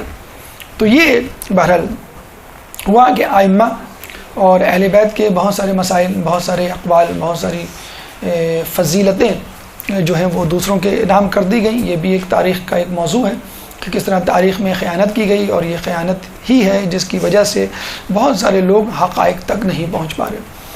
ایک نام جابر بن حیان کا ہے کہ جو امام کے جاننے والے، ماننے والے، اور اس حوالے سے بھی یکتا و یگانہ کے علم کیمیا پہ ان کو دسترس تھی. بہت سارے علوم، بہت سارے فارمولے، بہت سارے کلیات ابھی بھی علم کیمیا میں انہی کے چل رہے ہیں. لیکن چونکہ وہ پرانے نظریات تھے، ان کا کوئی باقاعدہ نام نہیں تھا، تو لوگوں نے اپنے اپنے نظریات اپنے اپنے ناموں سے ان کو آگے فارورڈ کر دیا. اور ہم جو کہ انگریزوں کے مغربی افکار کے غلام ہیں، ہم ہر اچھی بات یا ترقی پسند نظریہ جو ہے وہ اغیار سے جو ہے جوڑ دیتے ہیں کہ اس کا ہمارا نعوذ باللہ ہمارے سے کوئی تعلق نہیں. اچھا، فقہ جعفری آپ نے سنا کہ امام کے نام سے فقہ چلا اور فقہ جعفری جو ہے وہ مشہور ہوا، تو کیا امام نے فقط فقہ میں دسترس حاصل کی اور لوگوں کو اس طرف بلایا اور اس طرف دعوت دی؟ ایسا نہیں، امام نے ہر جگہ ہر شعبہ علم میں اپنے علمی کمالات کا مظاہرہ کیا، چاہے وہ علم فقہ ہو، چاہے وہ علم طب ہو، چاہے وہ علم فلسفہ ہو، چاہے وہ ملحدین کا کوئی نظریہ ہو، غرض ہر معاملے میں امام نے جو ہے وہ میدان مارا ہے۔ اس کی تفصیل ایک 5 منٹ کے وقفے کے بعد انشاءاللہ آپ کے سامنے پیش کریں گے کہ کس طرح امام نے فقہ جعفریہ کے علاوہ یا علم دین کے علاوہ دیگر شعبوں میں اپنی قابلیت کا سکہ جمایا۔ ایک درود پڑھ دیں محمد والے محمد پر۔ اعوذ باللہ من الشیطان اللعین الرجیم، بسم اللہ الرحمن الرحیم۔ گفتگو کا سلسلہ ہم وہیں سے شروع کرتے ہیں۔ ہماری گفتگو کا 5واں مرحلہ جاری تھا اور اس میں ہم نے علمی کمالات کا تذکرہ شروع کیا تھا۔ اس دور کے بارے میں بتلایا کہ جب امام نے علم کی ترویج و ترقی کی اور یہ کیوں کر ممکن ہوا۔ اس کے بعد ہم نے یہ کہا کہ نہ صرف یہ کہ فقہ جعفریہ کی بنیاد رکھی، بلکہ علم دین، علم فقہ کے علاوہ جو شعبہ جات تھے اس میں بھی امام نے کمال کا مظاہرہ کیا۔ مثلا امام کو منصور توانقی نے اپنے دربار میں بلایا اور ہندی طبیب کو آپ کے سامنے کر دیا۔ اس زمانے میں انڈیا یا ہند طب کے اعتبار سے بالکل ایسا ہی تھا جیسے آج کل ایران اور عراق علم دین کے اعتبار سے، یا امریکہ اور انگلینڈ سائنس کے اعتبار سے۔ تو وہ ہندی طبیب جب آیا نعوذ باللہ، اس نے امام کا مذاق اڑایا نعوذ باللہ، اور پھر یہ کہا کہ آپ تو فقط علم کے ایک شعبے یعنی علم دین سے وابستہ ہیں، علم فقہ سے وابستہ ہیں، آپ کو دیگر علوم سے کچھ آشنائی نہیں، آپ کو تو نعوذ باللہ علم طب کی الف بے بھی نہیں آتی۔ امام نے پھر اس کو علم طب کے بنیادی نکات یا بنیادی اصول بتانا شروع کیا، اور اس کے بعد اس کے سامنے چند سوالات رکھے اور وہ ششدر رہ گیا۔ امام نے علم طب کے جو بنیادی اصول اس کو بتائے، وہ آپ دیکھیے کہ آج تک میڈیکل سائنس میں وہ ذرعی اصول یا بنیادی کلیات کی حیثیت اختیار کر گئے ہیں۔ مثلا امام نے کہا کہ تم کسی بیماری کا علاج اس کی ضد سے کرو، پہلا اصول، یعنی سردی کا علاج گرمی سے، گرمی کا علاج سردی سے۔ ہم دیکھتے ہیں کسی کو نزلہ زکام ہو جائے تو ہم کیا کہتے ہیں؟ سوپ پلاؤ، یخنی پلاؤ جو شاندہ دو، یا گرم پانی سے غرارے کرو، یا اسٹیم بات لو، وغیرہ وغیرہ۔ کسی چیز کا علاج اس کی ضد سے کرو۔ اچھا کسی کو انفیکشن ہو جائے ہم کیا کہتے ہیں؟ اینٹی بایوٹک لو، ٹھیک ہے؟ وائرس، ڈینگی فیور یا اس قسم کی بیماریاں ہو جائیں، اینٹی پائریٹک یعنی فیور، یا اینٹی بایوٹک آپ لیتے ہیں۔ پیراسائٹ ہو جائے، وارم ہو جائے بچوں کو تو اینٹی پیراسائٹ، تو اینٹی کا لفظ لگا کر اس کا علاج کیا جاتا ہے اور بڑا کامیاب علاج ہوتا ہے۔ تو امام نے یہ اصول آج سے 1400 سال پہلے بتلا دیا، 1300 سال پہلے بتلا دیا۔ پھر امام نے ایک اور علاج کا اصول بتایا کہ پرہیز علاج سے بہتر ہے، prevention is better than cure. اب تو یہ محاورہ بن چکا ہے، یہ امام کی حدیث ہے۔ اور باقاعدہ علم طب میں، میڈیکل سائنس میں پریونٹیو میڈیسن کے نام سے ایک شعبہ وجود میں آ چکا ہے جس میں اسپیشلائزیشن ہو رہی ہے کہ how to prevent the disease, کہ بیماری کو دفع کیسے کیا جائے۔ بیماری کا علاج نہیں، دفع۔ لیکن بیماری ہو گئی اور اس کا علاج کیا گیا، اینٹی بایوٹک یا دوائیاں لی گئیں، تو بہرحال دوا جسم کے ہر عضو میں جائے گی، ہر ٹیشو میں جائے گی۔ جو عضو یا ٹیشو بیمار نہیں ہے، ڈیمیجڈ نہیں ہے، مجروح نہیں ہے، اس کو بھی متاثر کرے گی۔ پیناڈول اگر آپ لیتے ہیں سر میں درد کے لیے تو وہ ہاتھوں میں بھی جائے گی، پیروں میں بھی جائے گی، گردوں میں بھی جائے گی، جگر میں بھی جائے گی، ہیپاٹائٹس بھی کرے گی، رینل فیلئر کا بھی سبب بن سکتی ہے وہ۔ تو prevention is better than cure جو آج باقاعدہ نہ صرف اصول بلکہ ایک شعبہ بن چکا ہے. یہ دو اصول ہو گئے، یعنی بیماری کا علاج اس کی ضد سے کرو. دوسرا اصول پرہیز علاج سے بہتر ہے. یہ علاج کی بات ہو گئی. کسی مرض کے سبب کا ایک بنیادی کلیہ اور نقطہ امام نے بتلایا جس کا تذکرہ ہم کئی مرتبہ کر چکے ہیں کہ المیدۃ مرکز الداء، یعنی میدہ امراض کا مرکز ہے. ایک اور حدیث میں ہمیں ملتا ہے کہ میدہ بیماریوں کا گھر ہے. المیدہ بیت الداء، میدہ تو بیت الداء، کہ میدہ جو ہے وہ آپ کی بیماریوں کا گھر ہے. اور چھٹے امام نے کیا کہا؟ میدہ بیماریوں کا مرکز ہے. تو آپ نے دیکھا پہلے صادق نے جو بات کی وہی بات کم و بیش دوسرے صادق نے بھی کی. تو امام نے جب اس کو 3 اصول بتلائے تو اس نے یہ نہیں کہا کہ آپ نے صحیح کہا، اس نے یہ نہیں کہا کہ ہاں یہ بھی اصول ہیں جو میں جانتا ہوں، اس کے علاوہ یہ بھی اصول ہے. نہیں، اس نے کیا کہا؟ اس نے یہ کہا کہ یہ علم طب نہیں بلکہ اسرار الہی ہیں جو آپ بیان کر رہے ہیں. ایک درود پڑھ دے محمد والے محمد. اللہم صل علی محمد والے محمد.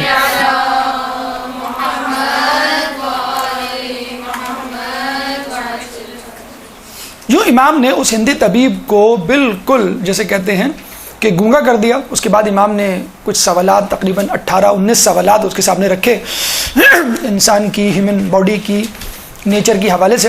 اس کی تفصیل انشاءاللہ کبھی ہوا تو ہم آپ کو بتلائیں گے. جیسے کہ ہم نے کہا کہ ہماری کوشش ہے کسی طرح کہ امام کی سیرت کے اعتبار سے گفتگو من حیث المجموعی ایک اجمالی خاکہ آپ کے سامنے پیش کیا جائے، اور اس میں بھی ہم آج کامیاب نہیں ہو سکے کیونکہ آج کی نشست غالباً 5ویں یا 6ٹھے یا زیادہ سے زیادہ 7ویں مرحلے تک ہوگی. باقی جو مراحل بادشاہان وقت اصحاب وہ انشاءاللہ اگلی گفتگو میں، اگلے درس میں آپ کے سامنے پیش کیے جائیں گے. گو کے پرنٹ آؤٹ میں یہ تمام گفتگو موجود ہے، لیکن گفتگو شاید آج 6ٹھے یا 7ویں مرحلے تک محدود رہے. بہرحال آپ نے دیکھا کہ امام نے فقہی موضوع اور میدان کے علاوہ طبی میدان میں کس طرح پالا مارا اور اس زمانے کے مصدقہ مستند طبیب اور حکماء کو کس طرح پچھاڑا. اچھا، یہ علم طب کی بات ہو گئی. اب آ جائیں علم فلسفہ، منطق کی بات کر لیتے ہیں. آپ کے دور میں ایک فلسفی تھا جس نے ایک فلسفہ لوگوں میں پھیلانا شروع کیا، جس کے بارے میں علماء اعلام کا کہنا ہے کہ یہ اس کا پھیلایا فلسفہ نہیں تھا بلکہ بنو امیہ بنو عباس کا ایجاد کردہ ایک اصول تھا جس کے تحت لوگوں کو چپ کرانا مقصود تھا تاکہ وہ بغاوت پہ نہ اترے. اور وہ نظریہ کیا تھا؟ بلکہ ایک بحث تھی جو چھڑ گئی تھی، اور اس بحث کے اعتبار سے حمایت اور اس کی مخالفت کے اعتبار سے 2 گروہ بن گئے تھے. بحث کیا تھی کہ انسان اپنے اعمال میں مختار ہے یا مجبور ہے. مختار یعنی آزاد ہے، مجبور یعنی ایک زبردستی والی بات ہے. تو کچھ لوگوں نے کہا کہ انسان اپنے اعمال میں مختار ہے، جو چاہے کرے، اللہ نے بھیجا ہی اسی لیے، اور پھر بعد میں وہ حساب لے لے گا. ایک نے کہا کہ انسان اپنے اعمال میں مجبور ہے، اللہ خالق کائنات ہے اور وہ دنیا چلا رہا ہے، انسان کو بھی وہ چلا رہا ہے. تو جن لوگوں نے کہا کہ انسان مختار ہے یعنی انسان آزاد ہے، انہوں نے یہ فلسفہ پیش کیا کہ دیکھیں، میں چاہتا ہوں کھانا کھانا میں کھا لیتا ہوں، میں چاہتا ہوں پانی پینا میں پی لیتا ہوں، میں چاہتا ہوں سونا میں سو لیتا ہوں، میں چاہتا ہوں کسی کو مارنا میں مار لیتا ہوں. تو یہ سب میرے ہاتھ میں ہے، اللہ تو مجھے نہیں روکتا. انسان کیا ہے؟ آزاد ہے. ٹھیک ہے. اس کے مقابلے میں جو نظریہ تھا وہ تھا جبری نظریہ یا قدری نظریہ. کسی بارے میں کچھ لوگوں نے یہ اصول بنایا کہ انسان مختار نہیں ہے، مجبور ہے. دیکھ لیجئے کہ اگر میں چاہوں قتل سے بچنا، اگر بادشاہ مجھے قتل کرنا چاہے تو وہ کر دے گا، میں مجبور ہوں کہ قتل ہو جاؤں. ٹھیک ہے. کچھ بیماریاں ہوتی ہیں میں ان کا علاج کرواتا ہوں لیکن نہیں ٹھیک ہو پاتا اور مر جاتا ہوں مثلا، اپاہج ہو جاتا ہوں مثلا، یا میرا بچہ ہوتا ہے عجیب الخلقت پیدا ہوتا ہے، کسی کا ہاتھ نہیں، کسی کا پیر نہیں، کسی کی آنکھیں نہیں، ایسے بچے ہوتے ہیں جیسے زیکا وائرس آج کل امریکہ میں چلا ہوا ہے، تو ایسے بچے ہیں جو جینیٹیکلی ایب نارمل پیدا ہو رہے ہیں. تو دیکھیں انسان کے اختیار میں وقت جو ہے وہ اللہ سے لو لگا سکتا ہے. امام کے سامنے یہ جب پیش آئی تو امام نے بڑا اچھا اس کا جواب دیا، اور چھٹے امام 7ویں امام تک یہ گفتگو چلی.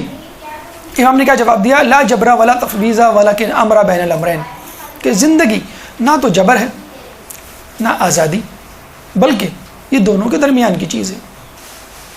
لا جبرا ولا تفویضا ولکن امر بین الامرین، زندگی نہ تو جبر ہے نہ آزادی بلکہ ان کے درمیان کی چیز ہے.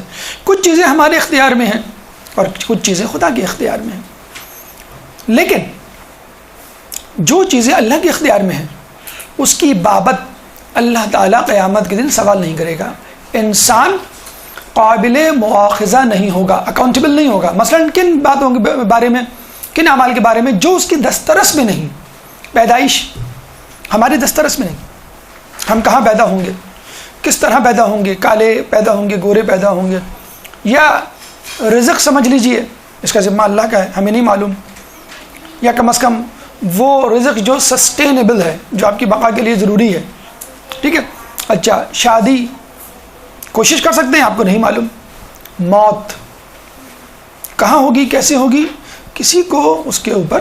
مولا فرماتے ہیں نا کہ لوگوں نے پوچھا کہ آپ موت سے کیوں نہیں ڈرتے، تو مولا نے کہا کہ میں موت سے اس لیے نہیں ڈرتا کہ اگر موت آئے گی تو پھر کیا ڈرنا. اگر آج موت آئے گی مجھے تو موت سے میں کیوں بھاگوں، بھاگوں گا تو بھی جہاں جاؤں گا وہاں موت آ کے رہے گی. اور اگر آج موت نہیں آنی تو پھر کس بات کا ڈرنا کہ جب موت نہیں آنی. بہرحال تو موت خود بے خوفی کا علاج ہے، موت کا معین ہونا. تو آپ نے دیکھا حادثہ، زلزلہ، طوفان، سونامی، لینڈ سلائیڈنگ، سیلاب، یہ جو آپ سنتے ہیں یہ کیا ہے؟ یہ آپ کی دسترس پہ نہیں ہے. آپ سونامی نہیں روک سکتے، آپ زلزلے نہیں روک سکتے، آپ کراچی کی بارش نہیں روک سکتے، جو اس کے بعد جو کیچڑ ہوتی ہے، جو کراچی میں آج کل ایشو چل رہا ہے کچروں کا، اس کو آپ نہیں ٹھکانے لگا سکتے. ہم کیا، ہماری حکومت نہیں ٹھکانے لگا سکتی.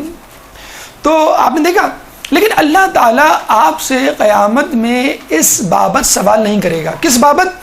جو کام، جو اعمال، جو واقعات آپ کی دسترس میں نہیں. کون سی چیزیں آپ کی دسترس میں ہیں؟ نیکیاں، گناہ. As simple as that. بہت ہی آسان سا کلیہ. نیکیاں آپ کے قبضے میں ہیں اور گناہ. آپ چاہیں تو گناہ کریں، چاہیں تو نہ کریں. گناہ کریں گے تو سزا ملے گی اور نیکیاں کریں گے تو جزا ملے گی. یہ آپ کی دسترس میں. اور یہ آسان سا کلیہ سمجھ میں بھی آتا ہے کہ انسان کو انہی چیزوں کا جواب دہ ہونا چاہیے کہ جو اس کے ذمے ہیں، جو اس کی سکت کے دائرے میں ہیں. یعنی آپ گھر میں آ کے اپنے بچے سے نہیں پوچھیں گے تم نے کھانا کیوں نہیں پکایا، یا بچے کی ماں سے یہ نہیں پوچھیں گے تم نے ہوم ورک کیوں نہیں کیا. بچے کی ماں سے پوچھیں گے بھائی تم نے کھانا کیوں نہیں پکایا، اور بچے سے پوچھیں گے تم نے ہوم ورک کیوں نہیں کیا. تو اللہ تعالیٰ ان چیزوں کی بابت آپ سے سوال نہیں کرے گا کہ جس کے آپ سزاوار نہیں، جس کی آپ سکت نہیں رکھتے. پیدائش ہے، موت ہے، رزق ہے. اللہ تعالیٰ جسے کہتے ہیں حلال کے بارے میں کہ حلال حساب حرام عقاب. تو اور مسئلے والی چیز ہے، جتنا پیسہ کمائیں گے حساب دینا پڑے گا، غلط ہوا تو سزا، ورنہ کم از کم حساب کی دقت سے تو گزرنا پڑے گا. تو امام نے اس مسئلے کو حل کیا. اور اچھا آپ دیکھیں، خود آپ کی اپنی باڈی، اپنے جسم میں 2 قسم کے اعضاء ہیں، ہاتھ، پیر، کان، ناخن، بال. یہ ایک کیٹیگری میں. اور دوسری کیٹیگری کون سی ہے؟ دل، جگر، پھیپھڑے، گردے، دماغ. یہ دوسری کیٹیگری ہے. کیا فرق ہے دونوں کیٹیگری میں؟ جو پہلا جو ہے کیٹیگری ہے، جو پہلا گروپ ہے، ہاتھ، پیر، ناک، کان، اس کو آپ کاٹ دیں، آپ نہیں مریں گے، آپ اپاہج ہو جائیں گے، ناقص ہو جائیں گے، لیکن زندہ رہیں گے. لیکن اگر کوئی دل نکال لے، گردے نکال لے، جگر نکال لے، پھیپھڑے نکال لے، دماغ نکال لے، آپ مر جائیں گے. وائٹل آرگنز جسے کہتے ہیں، آپ فوراً مر جائیں گے.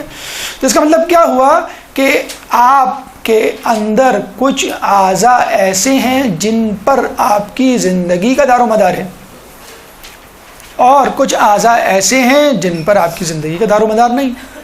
اتفاق دیکھیے کہ جن اعضاء پر آپ کی زندگی کا دار و مدار ہے وہ آٹومیٹک ہیں، یا دوسرے لفظوں میں خدا کے زیر کنٹرول ہیں.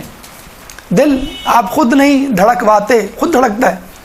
پھیپھڑے خود کام کرتے ہیں، گردے خود کام کرتے ہیں، جگر خود کام کرتا ہے، دماغ خود سے سوچتا ہے. تو باقی چیزیں ہاتھ پیر جو آپ کے قبضے میں ہیں. ورنہ آپ دیکھ رہے ہیں خودکشی کرنا کتنا آسان ہو جاتا. اگر انسان خود سے دل کو روکنا یا چلانا جانتا، گردوں کو خود سے چلانا یا روکنا جانتا، تو کتنی آرام سے ہمارے یہاں خودکشی ہوتی. اسی طرح اگر اللہ تعالیٰ انسانوں کے ہاتھ میں موت دے دے، پیدائش دے دے، رزق دے دے، یا زلزلہ و طوفان دے دے انسانوں کے ہاتھوں میں، تو انسان کتنی تباہیاں اس کائنات میں، اس پلانٹ پہ لے آئے. اب آپ دیکھیے کسی حد تک آرٹیفیشل سونامی تو کریٹ کیے جا رہے ہیں. ابھی جو ایک سونامی آیا تھا انڈونیشیا میں، وہ کہتے ہیں امریکہ نے کوئی زیر زمین کا مطلب ہے زیر سمندر کوئی ڈائنامائٹ کا دھماکہ کیا تھا، اس سے سمندر کی لہریں اتنی زیادہ اچھلیں کہ وہ سونامی کی شکل اختیار کری. ایک خبر یہ بھی ہے کہ کشمیر میں ایک دفعہ جو زلزلہ آیا تھا 5 سال پہلے، وہ بھی جو ہے وہ امریکہ کا لایا ہوا تھا. وہ چاہ رہے تھے کہ کشمیر کی ایک خطیر آبادی کو، ایک کثیر آبادی کو صفاستی سے مٹا دیا جائے تاکہ نہ رہے بانس نہ بجے بانسری. اسی طرح آرٹیفیشل بارشیں کر کے دنیا آفات میں اضافہ کیا جاتا ہے. مثلا انڈیا کے بارے میں یہ اکثر کہا جاتا ہے کہ جب بارشیں ہوتی ہیں تو وہ اپنے بند کھول دیتا ہے، اور وہاں سے جب پانی آتا ہے تو وہ سیلاب کی شکل اختیار کر جاتا ہے. پانی ہے بہرحال. تو آپ نے دیکھا نیوکلیئر پاور، نیوکلیئر بوم یہ ہمارے ہاتھ میں، میزائل ہمارے ہاتھ میں ہیں.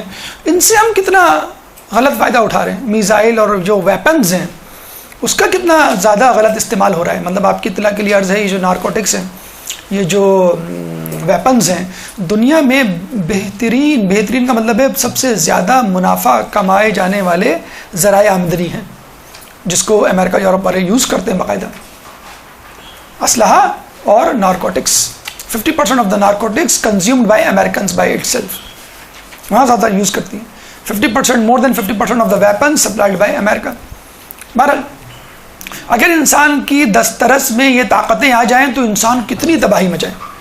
جب اسٹیفن ہاکنگ یہ کہہ سکتا ہے کہ ہم خود یونیورس مینیج کر لیں گے، وی ول مینیج بائی آور سیلف، ہمیں خدا کی ضرورت نہیں، کچھ نہیں ہے انسان، تو اس کا دعویٰ خدائی شروع ہو گیا. نمرود نے کیا، شداد نے کیا، اور آج کل کے سائنسدان کر رہے ہیں. جیسے بیٹا ذرا بڑا ہونے لگتا ہے، کمانے لگتا ہے، تو کیا کہتا ہے، ابا میں خود اپنا خرچہ چلا لوں گا، ابا میں خود جو ہے میں نے کرائے پہ فلیٹ لے لیا، ابا میں نے خود لڑکی پسند کر لی، ابا میں خود شادی کر لیتا ہوں. آپ بس آ جائیے گا. آپ کو کیا معلوم دنیا میں ہوتا ہے جب اولادیں جوان ہوتی ہیں، لڑکیاں ہوں، لڑکے بھی ہیں، لڑکیاں بھی ماشاء اللہ کمپٹیشن میں آ گئی ہیں. امی آپ کو پتہ نہیں فیشن کیسا چل رہا ہے، اسکارف کیسے چل رہا ہے، کلر کون سا چل رہا ہے، فلاں فلاں. تو یہ انسان کا بھی حال ہے کہ وہ جو ہے تکبر کرنے لگا ہے، خدا کو آنکھیں دکھانے لگا ہے کہ تو کیا جانے، نعوذ باللہ کس طرح کائنات چلے گی، ہم چلائیں گے کائنات.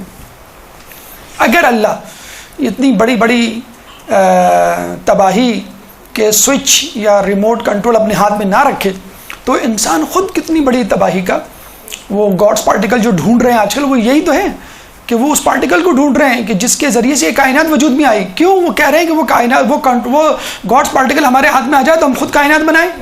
ڈو ہیل ود دا ارتھ کو مارو گولی. کیا پاکستان، کیا افغانستان، کیا ایران، عراق اس پہ قبضہ کرنے کی ضرورت ہی نہیں ہے. ہم خود اپنی دنیا بنائیں گے. دنیا کیا بنائیں گے؟ ہم کائنات بنائیں گے. تو بڑی باتیں ہو رہی ہیں، بڑے جسے کہتے ہیں چھلانگے لگانے کی انسانیت کوشش کر رہا ہے. لیکن بہرحال اللہ ایک حد تک تو باپ کی طرح، جیسے ایک باپ اپنے بچے کو چھوٹ دیتا ہے ایک حد تک، ایک وقت تک، کہ وہ بچہ جو ہے وہ کھلونے سے کھیلے، اور جہاں لگتا ہے یہ اب کھلونا توڑ دے گا یا نقصان کر لے گا، فوراً کھلونا اس کے ہاتھ سے لے لیتا ہے. یا بچے کو آپ دیتے نا موبائل ہاتھ میں، بچہ ریموٹ کنٹرول وہ ویڈیو گیمز کھیل رہا ہوتا ہے، جہاں وہ آپ کے میسیجز پہ گیا ایک ڈونٹ اوپن دا میسج، یا آپ پاسورڈ لگا دیتے ہیں پہلے سے. ارے بچہ آپ کا موبائل لے کے بیٹھا، کوئی مسئلہ نہیں، پاسورڈ لگا ہوا ہے، ڈونٹ وری. وہ لوگ تو بیگمات کے لیے لگا دیتے ہیں پاسورڈ. بہرحال تو آپ کیا کرتے ہیں کہ آپ ایک حد تک بچوں کو کھیلنے دیتے ہیں، اور جہاں آپ نے دیکھا بچہ اپنی حدود سے آگے جا رہا ہے آپ پکڑ لیتے ہیں. تو اسی طرح انسان کا بھی حال ہے. اللہ جہاں دیکھتا ہے کہ ابھی اپنی لمٹ کراس کر رہا ہے، لوگ سمجھتے ہیں کہ بس ہم نے تب زلزلوں پہ سونامی پہ اپنی قوت دسترس حاصل کر لی، اب ہم جو چاہیں کریں. نہیں، ایک وقتی عارضی ناقص قسم کا ایک کنٹرول ہے جو انسان کے ہاتھ میں آ گیا ہے. الٹیمیٹ کنٹرول خدا کے ہاتھ میں. اگر خدا کے ہاتھ میں نہ ہوتا نعوذ باللہ، تو سب سے پہلے جو قوم اس زمین سے صفحہ ہستی سے مٹتی وہ مسلمان ہوتی. سب سے زیادہ ملبہ، سب سے زیادہ نزلہ، سب سے زیادہ نقصان، سب سے زیادہ نفرت اسی مسلمان قوم سے کیا جا رہا ہے. اور سب سے زیادہ تنزل پسند کہہ لیجئے، سب سے زیادہ مفلس غریب کہہ لیجئے، سب سے زیادہ تعلیمی میدان میں پیچھے یہی قوم ہے. تو کیا مسئلہ ہے اس قوم کو ٹھکانے لگانا؟ جب آپ خود علیہ اعلان کہتے ہیں بیکورڈ قوم ہے اور یہ کچھ نہیں کر سکتی، تو بس ٹھیک ہے اس کو ٹھکانے لگا دیجئے. آپ اپنی سائنسی ایجادات، ایٹامک بامب، میزائلز اور دریافتوں کو استعمال کریں اور صفحستی سے مٹا دیں. نہیں کر سکتے، کیوں؟ اللہ تعالیٰ نے ہی ریموٹ کنٹرول رکھا ہوا ہے. لا جبرا ولا تفویض ولکن امر بین الامرین. کچھ چیزیں تمہارے ہاتھ میں ہیں، کچھ چیزیں خدا کے ہاتھ میں ہیں. اگر تم ان چیزوں کے مالک بن جاؤ جو اللہ کے ہاتھ میں ہیں، تو پھر تم تباہی مچاؤ، اپنے آپ کو بھی تباہ کرو اور لوگوں کو بھی تباہ کرو. یہ امام نے فارمولہ دیا، کلیہ دیا. اب آئیے ایک اور مسئلے کی طرف. اچھا، یہ ایک عجیب بات ہے، اس پہ بھی انشاءاللہ تفصیل سے کبھی بحث کریں گے کہ جو مسائل پہلے زمانے میں تھے وہی مسائل کا ممیش ابھی بھی ہیں. دیکھیں نا، یہ بھی تو آج کل ہے. ہم کہتے ہیں نا اکثر، بھائی آپ زیارت پہ کیوں نہیں گئے؟ ارے ابھی اب مولا بلائیں گے تو چلے جائیں گے. حج پہ کیوں نہیں گئے؟ بھائی اللہ جب بلائے گا، اللہ جب چاہے گا تو ہم حج کر لیں گے. ارے نماز کیوں نہیں پڑھتے ہیں؟ بھائی اب کیا کریں، توفیق ہی نہیں ہے. اللہ جب توفیق دے گا تو ہم نماز پڑھ لیں گے. یہ کیا قدری نظریہ نا کہ ہم مجبور ہیں. نیکی آپ نے کہا بھائی کیا کریں، بنو امیہ بنو عباس کے حکمرانوں کی فاسقیت اور فجوریت پہ پردہ ڈالنے کے لیے یہ نظریہ قدری کو پروموٹ کیا گیا. بھئی فلاں بادشاہ بڑا ظالم، فلاں بادشاہ فاسق و فاجر. ارے بھائی اللہ نے چاہا تو وہ حکمران بنائے، اللہ نہیں چاہتا تو کیوں بنتا؟ جبھی خلیفہ مسلمین کہا جاتا تھا، ذل سبحانی، ذل الہی کہا جاتا تھا. اس کو کیوں کہا جاتا تھا؟ کہ بھئی اللہ کی طرف سے متعین ہے. اور آج بھی کئی عرب ریاستوں میں یہی فارمولہ ہے کہ جو تمہارے حکمران ہیں یہ اللہ کی طرف سے مقرر کردہ ہیں. اگر اللہ نہ چاہتا تو یہ کیسے تمہارے اوپر حکمران ہوتے؟ چنانچہ خاموش ہو جاؤ، جو یہ کرنے دے رہے ہو کرنے دو. یہ فارمولہ بنو امیہ بنو عباس کا پروموٹڈ تھا، بنایا ہوا تھا، پھیلایا ہوا تھا، تاکہ اپنی حکومتی استحکام کو مزید مضبوط کریں اور لوگوں کو یہ ہمت نہ ہو کہ وہ حکومت کے خلاف بغاوت کا سوچے.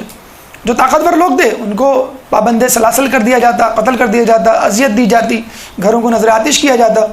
اور جو معصوم بے ضرر عوام الناس تھے جن کی تعداد زیادہ ہوتی ہے، ان کو اس نظریے کے ذریعے بے حس و حرکت، سست اور کاہل بنا دیا گیا کہ تم جو ہے وہ حکومت کے خلاف نہ سوچو، بلکہ یہ تو عوام کے نمائندے ہیں، یہ تو اللہ کے نمائندے ہیں، یہ تو خلیفۃ المسلمین ہے، خلیفہ رسول ہے.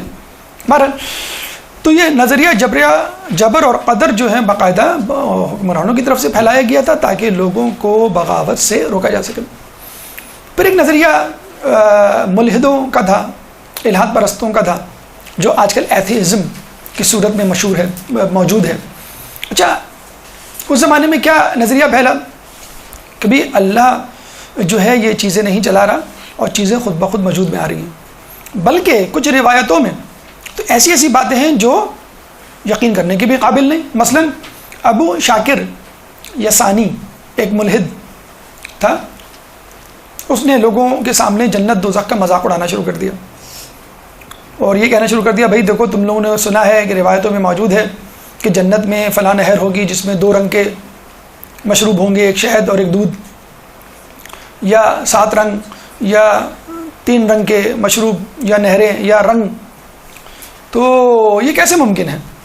تو امام کے پاس آیا اور بڑے فخر سے کہنے لگا کہ امام اس روایت میں تو مجھے نقص نظر آتا ہے اور یہ قابل عقل قبول نہیں کر سکتی. یہ کیسے ممکن ہے کہ ایک ہی دریا میں 2 رنگ کے مائع ہوں اور وہ مایع جات آپس میں ملے نا، تو امام نے کہا کہ کیا تو نے انڈا نہیں دیکھا؟ انڈے میں 2 رنگ ہوتے ہیں نا، ایک سفید اور ایک پیلا، اور دونوں ایک دوسرے سے مکس اپ نہیں ہوتے۔ پھر امام نے کہا اسی انڈے سے چوزا نکلتا ہے اور مرغی بنتی ہے۔ تو مجھے بتائیں اس بے جان چیز میں حیات کس نے ڈالی؟ کیا چوزا خود سے خود وجود میں آ گیا؟ کوئی چیز خود سے خود وجود میں نہیں آ سکتی، اور زندہ چیز وہ کیسے وجود میں آ سکتی ہے؟ وہ بیچارہ جو ہے وہ لاجواب۔ آج کل کے دور میں تو بہت ہی آسان ہے، آپ کسی کراچی کسی بڑے اچھے ریسٹورینٹ میں چلے جائیں، 7 ٹیسٹ کی 7 کلرز کی کون آئس کریم مل جائے گی آپ کو، 7 رنگ کی، 100 روپے کی آئس کریم ہوتی ہے بہرحال، 7 آئس کریم میں 7 ٹیسٹ جو ہے وہ ونیلا بھی ہوگی، چاکلیٹ بھی ہوگی، آپ کا مینگو بھی ہوگا، ہر قسم کا ٹیسٹ ماشاءاللہ، وہ 7 ٹیسٹ آپ کو ملا کے ایک ہی کون آئس کریم میں دے گا۔ یہاں سے کھائیں تو مینگو، ادھر سے کھائیں تو بنانا، ادھر سے کھائیں تو وینیلا، پھر چاکلیٹ اور کافی، پتہ نہیں کیا کیا 7 ٹیسٹ۔ آج کل کے دور کے لوگوں کو بھی پتہ چل گیا کہ جنت میں اگر 7 ٹیسٹ والی نہر ہے تو بھی 7 ٹیسٹ والی کون آئس کریم بھی تو ہے، اس میں کون سا مسئلہ ہے؟ 2 ٹیسٹ مل سکتے ہیں، کوئی ایسا مسئلہ نہیں۔ تو امام نے اس طرح اس کو، اچھا آج کل بھی کے دور میں ایتھیزم بہت عام ہو رہا ہے، اس پہ انشاءاللہ کبھی گفتگو کریں گے، کہ باقاعدہ لوگوں کو سائنسی توجیہات دریافتوں کے حوالے سے بتلایا جا رہا ہے یہ سب پرانی باتیں ہیں، یا عقل نہیں مانتی، یا آنکھوں نے کبھی دیکھا نہیں، وغیرہ وغیرہ، اور اس وجہ سے لوگوں کو ہٹایا جا رہا ہے اور لوگوں کو مادیت پرستی کی طرف راغب کیا جا رہا ہے کہ بس جو چیز نظر آ رہی ہے، جو چیز سنی جا رہی ہے، جو چیز جو چھوئی جا رہی ہے، بس وہی چیز ہے، باقی چیزیں تو جو ہے وہ افسانہ اور کھیل ہے۔ میرا امام نے جو ہے ہندی طبیب کو بھی جواب دیا، امام نے جو ہے وہ گمراہ فلسفیوں کو بھی جو ہے وہ پچھاڑا، اور امام نے جو ہے اس کے بعد ان ملحدوں کو بھی منہ توڑ جواب دیا کہ جو خدا پہ یقین رکھتے تھے باقاعدہ دلائل کے ساتھ۔ فقط توحید مفضل جو ایک بہت طویل حدیث ہے اور بہت خوبصورت حدیث ہے، جس میں توحید بند کر کے رکھ دی گئی ہے، اور توحید اس طرح کی توحید نہیں کہ نقلی دلائل، عقلی دلائل، جانداروں کا تذکرہ، نباتات کا تذکرہ، حشرات کا تذکرہ، بادلوں کا تذکرہ، بارشوں کا تذکرہ، اور بہت تفصیل سے امام نے جو ہے اس کو ثابت کیا ہے کہ یہ کس طرح خدا کے ہونے پر دلالت کرتی ہیں۔ باقاعدہ کتاب ہے، محمد علی سید صاحب نے ماشاءاللہ اس کی بڑی اچھی تشریح لکھی ہے، 3 جلدوں پر مشتمل کتاب، محمد علی سید۔ تو امام نے سائنسی اعتبار سے بہت زیادہ انکشافات کیے، اور یہ انکشافات اور اس کا ثبوت خود ایک کتاب جو کہ اردو میں اب شائع ہو چکی ہے، مغز متفکر اسلام، سپر مین ان اسلام کے نام سے کتاب ہے، جس میں 23 سائنسدانوں، علماء، دانشوروں نے اپنے تبصرے اور اپنی تحقیق جمع کی ہے، اور آپ کو یہ سن کر حیرت ہوگی کہ 23 میں سے 21 افراد نان مسلم ہیں۔ اس کتاب کے لکھنے والوں میں، تحقیق جمع کرنے والوں میں، جس کا نام ہے مغز متفکر اسلام، سپرمین اسلام، یہ کتاب مارکیٹ میں دستیاب ہے، 23 میں سے 21 افراد نان مسلم ہیں جو مسلمان نہیں ہیں، اور انہوں نے کہا ہے کہ امام جعفر نے جو فلاں بات کی ہے، یا فلاں نظریہ، فلاں حدیث، یا فلاں انکشاف، وہ ہماری عقل کے مطابق اور ہمارے سائنسی نظریات کے بالکل عین مطابق ہے۔ تو بہرحال امام نے کہنے کا مقصد یہ ہے کہ اپنے دور میں بنو امیہ اور بنو عباس کے جھگڑے سے اور ان کی جنگ سے فائدہ اٹھایا، نہ صرف فقہی میدان میں بلکہ سائنسی میدان میں، طبی میدان میں، فلسفے کے میدان میں، غرض ہر قسم کے علم کے متلاشی اور متوالوں کو سیراب کیا، اور اپنے نام یعنی جعفر کی جو ہے انہوں نے لاج رکھی اور اس کو صحیح ثابت کر دکھایا۔ اب آئیے ہم اپنی گفتگو کے 6 مرحلے یعنی اخلاقی کمالات کی طرف چلتے ہیں۔ اس سے پہلے ایک درود پڑھ دیں محمد والے محمد میں۔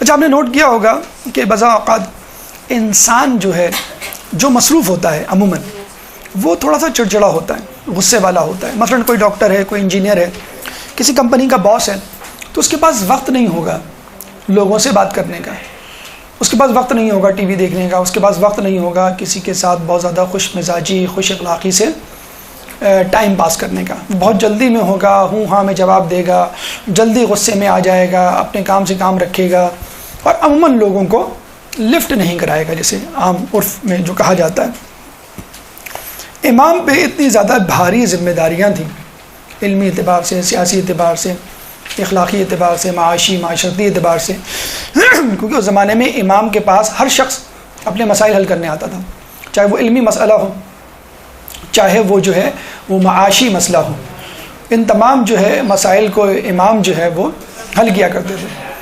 تو اخلاقی اعتبار سے جب ہم دیکھتے ہیں تو ہم حیران رہ جاتے ہیں کہ امام اتنی مصروفیت کے باوجود کس طرح اخلاق کا مظاہرہ کرتے تھے۔ مثلا حلم کے حوالے سے اگر ہم امام کی ایک حکایت اور واقعے پہ نظر ڈالیں، آپ نے شاید سنا بھی ہو کہ امام نے اپنے غلام کو کسی کام کے لیے بھیجا اور وہ غلام رستے میں کہیں سو گیا۔ امام جا کر اس کو ڈانٹ سکتے تھے، کسی کو بھیج سکتے تھے، غصے میں اس کو اٹھا سکتے تھے، اس کو سزا دلوا سکتے تھے یا دے سکتے تھے۔ کیا کیا انہوں نے؟ پنکھے سے ہوا جلنے لگی۔ اچھا، یہ ہونا چاہیے جیسے آج کل کی مائیں یا باپ کرتے ہیں کہ بچے سو رہے ہوں تو پنکھا بند کر دیتے ہیں، ہے نا، پنکھا بند کر دیتے ہیں تاکہ جب گرمی لگے گی تو خود اٹھ جائیں گے۔ تو امام نے پنکھا نہیں بند کیا بلکہ اور پنکھا جلنا شروع کر دیا۔ اچھا، یہ بھی ایک لطیف انداز ہے، آپ کو یہ اندازہ ہوگا اگر ٹیمپریچر زیادہ ہو جائے یا کم ہو جائے، دونوں صورتوں میں آپ کی آنکھ کھل جائے گی۔ مثلا آپ گھر گئے، رات کے 10-11 بج رہے ہیں اور لوڈ شیڈنگ، لیکن آپ اتنے تھکے ہوئے ہیں کہ آپ سو جاتے ہیں۔ جب رات میں 2 بجے لائٹ آتی ہے تو آپ کی آنکھ کھل جاتی ہے، کیوں؟ پنکھا چلنا شروع کر دیتا ہے، آپ کا جو ہے کمرہ وہ ذرا ٹھنڈا ہو جاتا ہے، یا کوئی آگے فرض کر لیں اے سی چلا دیتا ہے، تو ٹھنڈک یا ٹیمپریچر کے کم ہونے سے اور گرمی ٹیمپریچر کے بڑھنے سے انسان کی جو ہے وہ آنکھ کھل جاتی ہے۔ تو امام چاہتے تو کوئی گرم پانی اس پہ ڈال دیتے یا گرمی اس کو کس طرح پہنچا دیتے، امام نے ٹھنڈک پہنچائی مزید اور اس کی آنکھ کھل گئی۔ اچھا، یہی طریقہ اگر آپ جائیں انشاءاللہ مشہد، اللہ آپ کو زیارت کروائے، تو امام کے روضے پہ بھی یہی صورتحال ہوتی ہے۔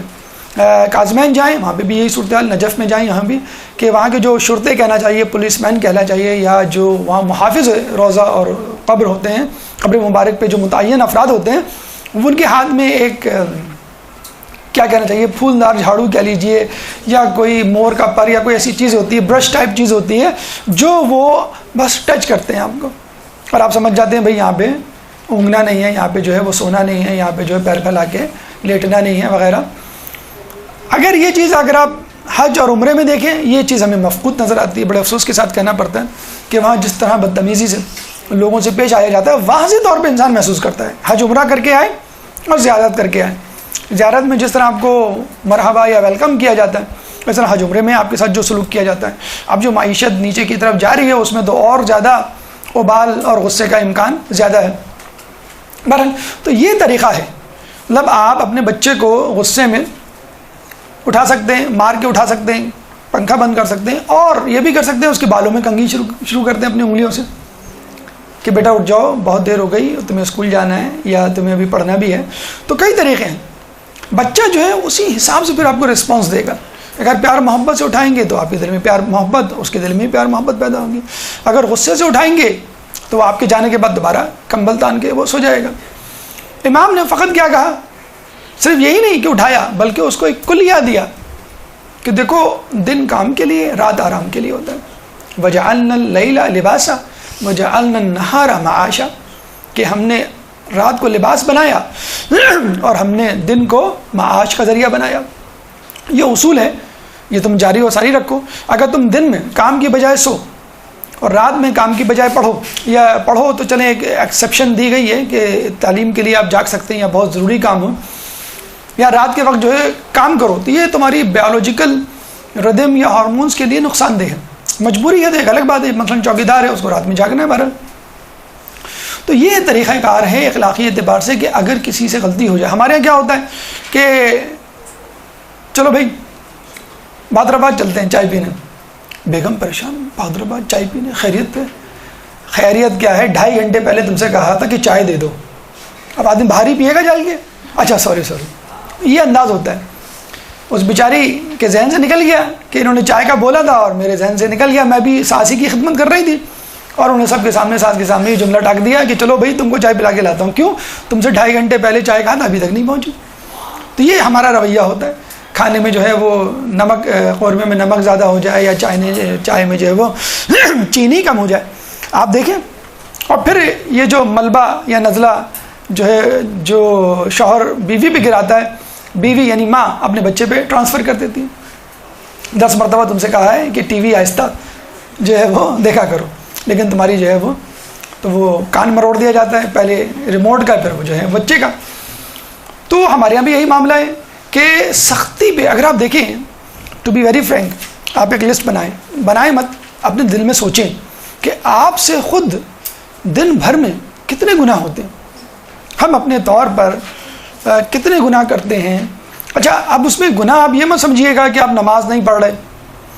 آپ کے لیے یعنی آپ کی عمروں کے لیے، یہاں پہ جو بڑی عمر کے لوگ ہیں ان کے لیے تاخیر نماز خود ایک گناہ دیکھا جائے بچے کے مقابلے میں. اگر بچہ نماز نہیں پڑھا تو گناہ ہے. تو بھائی آپ کے لیے اس عمر میں پہنچ کے، ماں باپ کی مثلاً بات کر رہا ہوں میں، تاخیر سے نماز پڑھنا گناہ ہے گویا. اگر آپ تاخیر سے نماز پڑھیں گے بچہ نماز کو منسوخ کرے گا.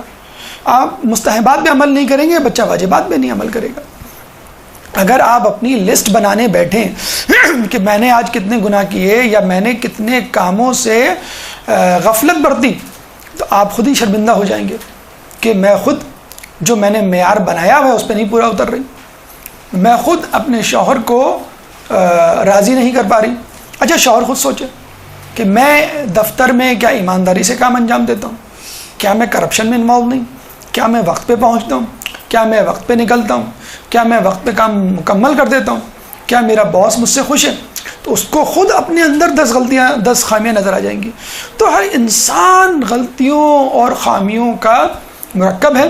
اگر اس دنیا میں، علماء عالم کہتے ہیں اس دنیا میں بچے نہ ہوں، جانور نہ ہوں، تو ہم لوگوں کے گناہوں کی وجہ سے اللہ ہم کو نیست و نابود کر چکا ہوتا. یہ بچے ہیں جو معصوم ہیں، کہ جو گناہ نہیں کرتے، جن کی وجہ سے اللہ تعالیٰ ہمیں رزق پہنچا رہا ہے.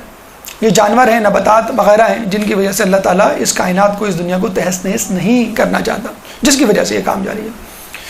سخاوت کے حوالے سے امام کے زمانے میں مدینے میں قحط پڑا. غلام جلدی جلدی سارا غلہ لے کر آ گئے کہ ہم غلہ ذخیرہ کر لیں تاکہ بعد میں مشکلات نہ ہو. امام نے فوراً کہا کہ یہ تمام غلہ لے کر جاؤ اور لوگوں میں تقسیم کر دو اور فروخت کر دو. یعنی امام نہیں چاہتے، امام حیثیت رکھتے تھے کہ وہ چاہتے تو قحط کے تمام نقصانات سے بچ جاتے اور بڑے مزے سے قحط کا زمانہ گزارتے. لیکن امام نے کہا نہیں، جب لوگوں کو ایک چیز کی ضرورت ہے تو وہ میرے گھر میں کیوں رہے. تمام غلہ فروخت کروا دیا. اس کے بعد جو گندم بچی ہوئی تھی اس کے لیے امام نے کہا اس میں جو ملاؤ، جو اور گندم دونوں ملا کر روٹی پکاؤ. یہ بالکل ایسے ہی آج کل کے زمانے میں اگر آپ کہیں کہ لال روٹی کا آٹا، لال آٹے کی روٹی. ایک زمانے میں ایک کمپلیکس یہ اسٹیٹس سمبل بن گیا تھا کہ جو غریب گھرانے ہوتے تھے ان کے یہاں لال روٹی کھائی جاتی تھی بغیر چھنے کی، بغیر چھنی ہوئی، اور جو پیسے والے گھرانے ہوتے تھے ان میں سفید پراٹھے، سفید روٹی. تو یہ کمپلیکس کافی حد تک چلا. اب پتہ چلا کہ میڈیکل یہ کہتی ہے کہ آپ کو لال آٹا کھانا چاہیے، بغیر چھنا ہوا کھانا چاہیے. بلکہ بہت سارے تندور کراچی میں آپ کو مل جائیں گے جہاں پہ لال روٹی یا بغیر چھنی ہوئی آٹے کی روٹی ملتی ہے. اس زمانے میں یہ رول تھا کہ جو غریب تھا وہ جو کی روٹی کھاتا تھا اور جو امیر تھا وہ گندم کی روٹی کھاتا تھا. تو امام نے کہا کہ جو اور گندم ملا کے بناؤ روٹی تاکہ مجھے احساس ہو کہ غریب غربا کس طرح زندگی گزار رہے ہیں، میرے گھر والوں کو احساس ہو. دیکھیں یہ بھی ایک طریقہ ہے کہ آپ کسی کے غم میں شریک ہوں، آپ پوری طاقت استطاعت رکھتے ہیں لیکن آپ کہتے ہیں کہ ابھی فلاں مجبور ہے، میری طرح اچھا نہیں کھا سکتا، چلو میں اس کے غم میں شریک ہو جاؤں. اس طرح کا رویہ، اس طرح کا کھانا کھا کے رویہ انداز اختیار کر کے جو کہ وہ اس نے اپنایا ہوا. کسب معاش، اتنا کچھ ہونے کے باوجود، غلام ہونے کے باوجود، نوکر چاکر ہونے کے باوجود، دولت غلہ اناج ہونے کے باوجود امام خود اپنے ہاتھوں سے کھیتی باڑی کیا کرتے تھے. ان کے والد امام باقر کے بارے میں ملتا ہے کہ جب لوگ نعوذ باللہ ان کو دیکھتے تھے، ایک نے طنز بھرے لہجے میں کہا کہ کہاں اہل بیت اور کہاں دنیا کی محبت. تو امام نے کیا کہا کہ مجھ سے بہتر لوگوں نے یہ کام کیا تو میں کیوں نہ کروں. امام علی خود یہودی کے باپ کو پانی دیا کرتے تھے. تو زراعت، پانی دینا، پودے اگانا کوئی ایسا برا کام نہیں. 5ویں امام نے بھی یہ کہا. اور 6ٹھے امام کو جب کسی نے دیکھا اور یہ کہا کہ آپ کیوں زحمت اٹھاتے ہیں، تو انہوں نے کیا کہا، کسب معاش کے لیے زحمت باعث اجر و ثواب ہے. یہ نہیں کہ فقط مجھے کچھ پیسے مل جائیں گے، بلکہ یہ ثواب کا بھی ذریعہ ہے. اور حدیث میں آیا ہے کہ ایمان لانے کے بعد بہترین عمل رزق حلال کی تلاش ہے. ایمان لانے کے بعد بہترین عمل رزق حلال کی تلاش ہے. باقاعدہ امام کے ایک صحابی کے بارے میں ملتا ہے کہ انہوں نے کہ اپنا کاروبار بند کر دیا تو امام نے کہا کہ کاروبار دوبارہ شروع کرو، کیونکہ کاروبار بند کرنے سے انسان کی 2/3 عقل غائب ہو جاتی ہے. تو باقاعدہ حوصلہ افزائی کی گئی کہ آپ دنیا کے کاروبار کو، دنیاوی زندگی کو نظر انداز نہ کریں. یہ ہماری گفتگو امام کے اخلاقی کمالات کے حوالے سے مکمل ہوئی. اس کے بعد انشاءاللہ جو 2 مراحل ہیں، 3 مراحل بلکہ 4 مراحل اخلاقی حوالے سے بات مکمل ہو گئی. کرامات امام کی ہماری گفتگو کا 7واں مرحلہ، 8واں مرحلہ بادشاہان وقت، 9واں مرحلہ اصحاب امام، اور آخری مرحلہ کلام آخر. انشاءاللہ زندگی رہی، توفیق خداوندی شامل حال رہی تو اگلے ہفتے اس موضوع کو مزید حصہ دوم کی صورت میں آگے بڑھائیں گے، اور جو مراحل رہ گئے ہیں اس پہ انشاءاللہ آپ کے سامنے گفتگو پیش کی جائے گی. اللہ تعالیٰ سے دعا ہے کہ جو کچھ پڑھا اور سنا اس پہ عمل کرنے کی توفیق عطا فرما. اللہ سے دعا ہے کہ اہل بیت کی سیرت پر چلنے کی توفیق عطا فرما. امام صادق کی کاوشوں کو رنگ لانے کے لیے ہماری توفیقات میں بھی اللہ تعالیٰ اضافہ فرمائے، امام کے ظہور میں تعجیل فرمائے، اور ہمیں ان کے انصار و اعوان میں شامل فرمائے. ربنا تقبل منا انک انت السمیع العلیم، ربنا تقبل منا انک انت السمیع العلیم وتب علینا انک انت التواب الرحیم. وصلی اللہ تعالی علی خیر خلقہ وصحابہ اجمعین برحمتک یا ارحم الراحمین. ایک درود پڑھ دیں محمد والے محمد. جل جل یا مولا جل جل جل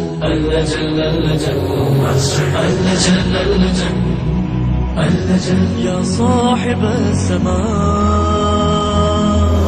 جل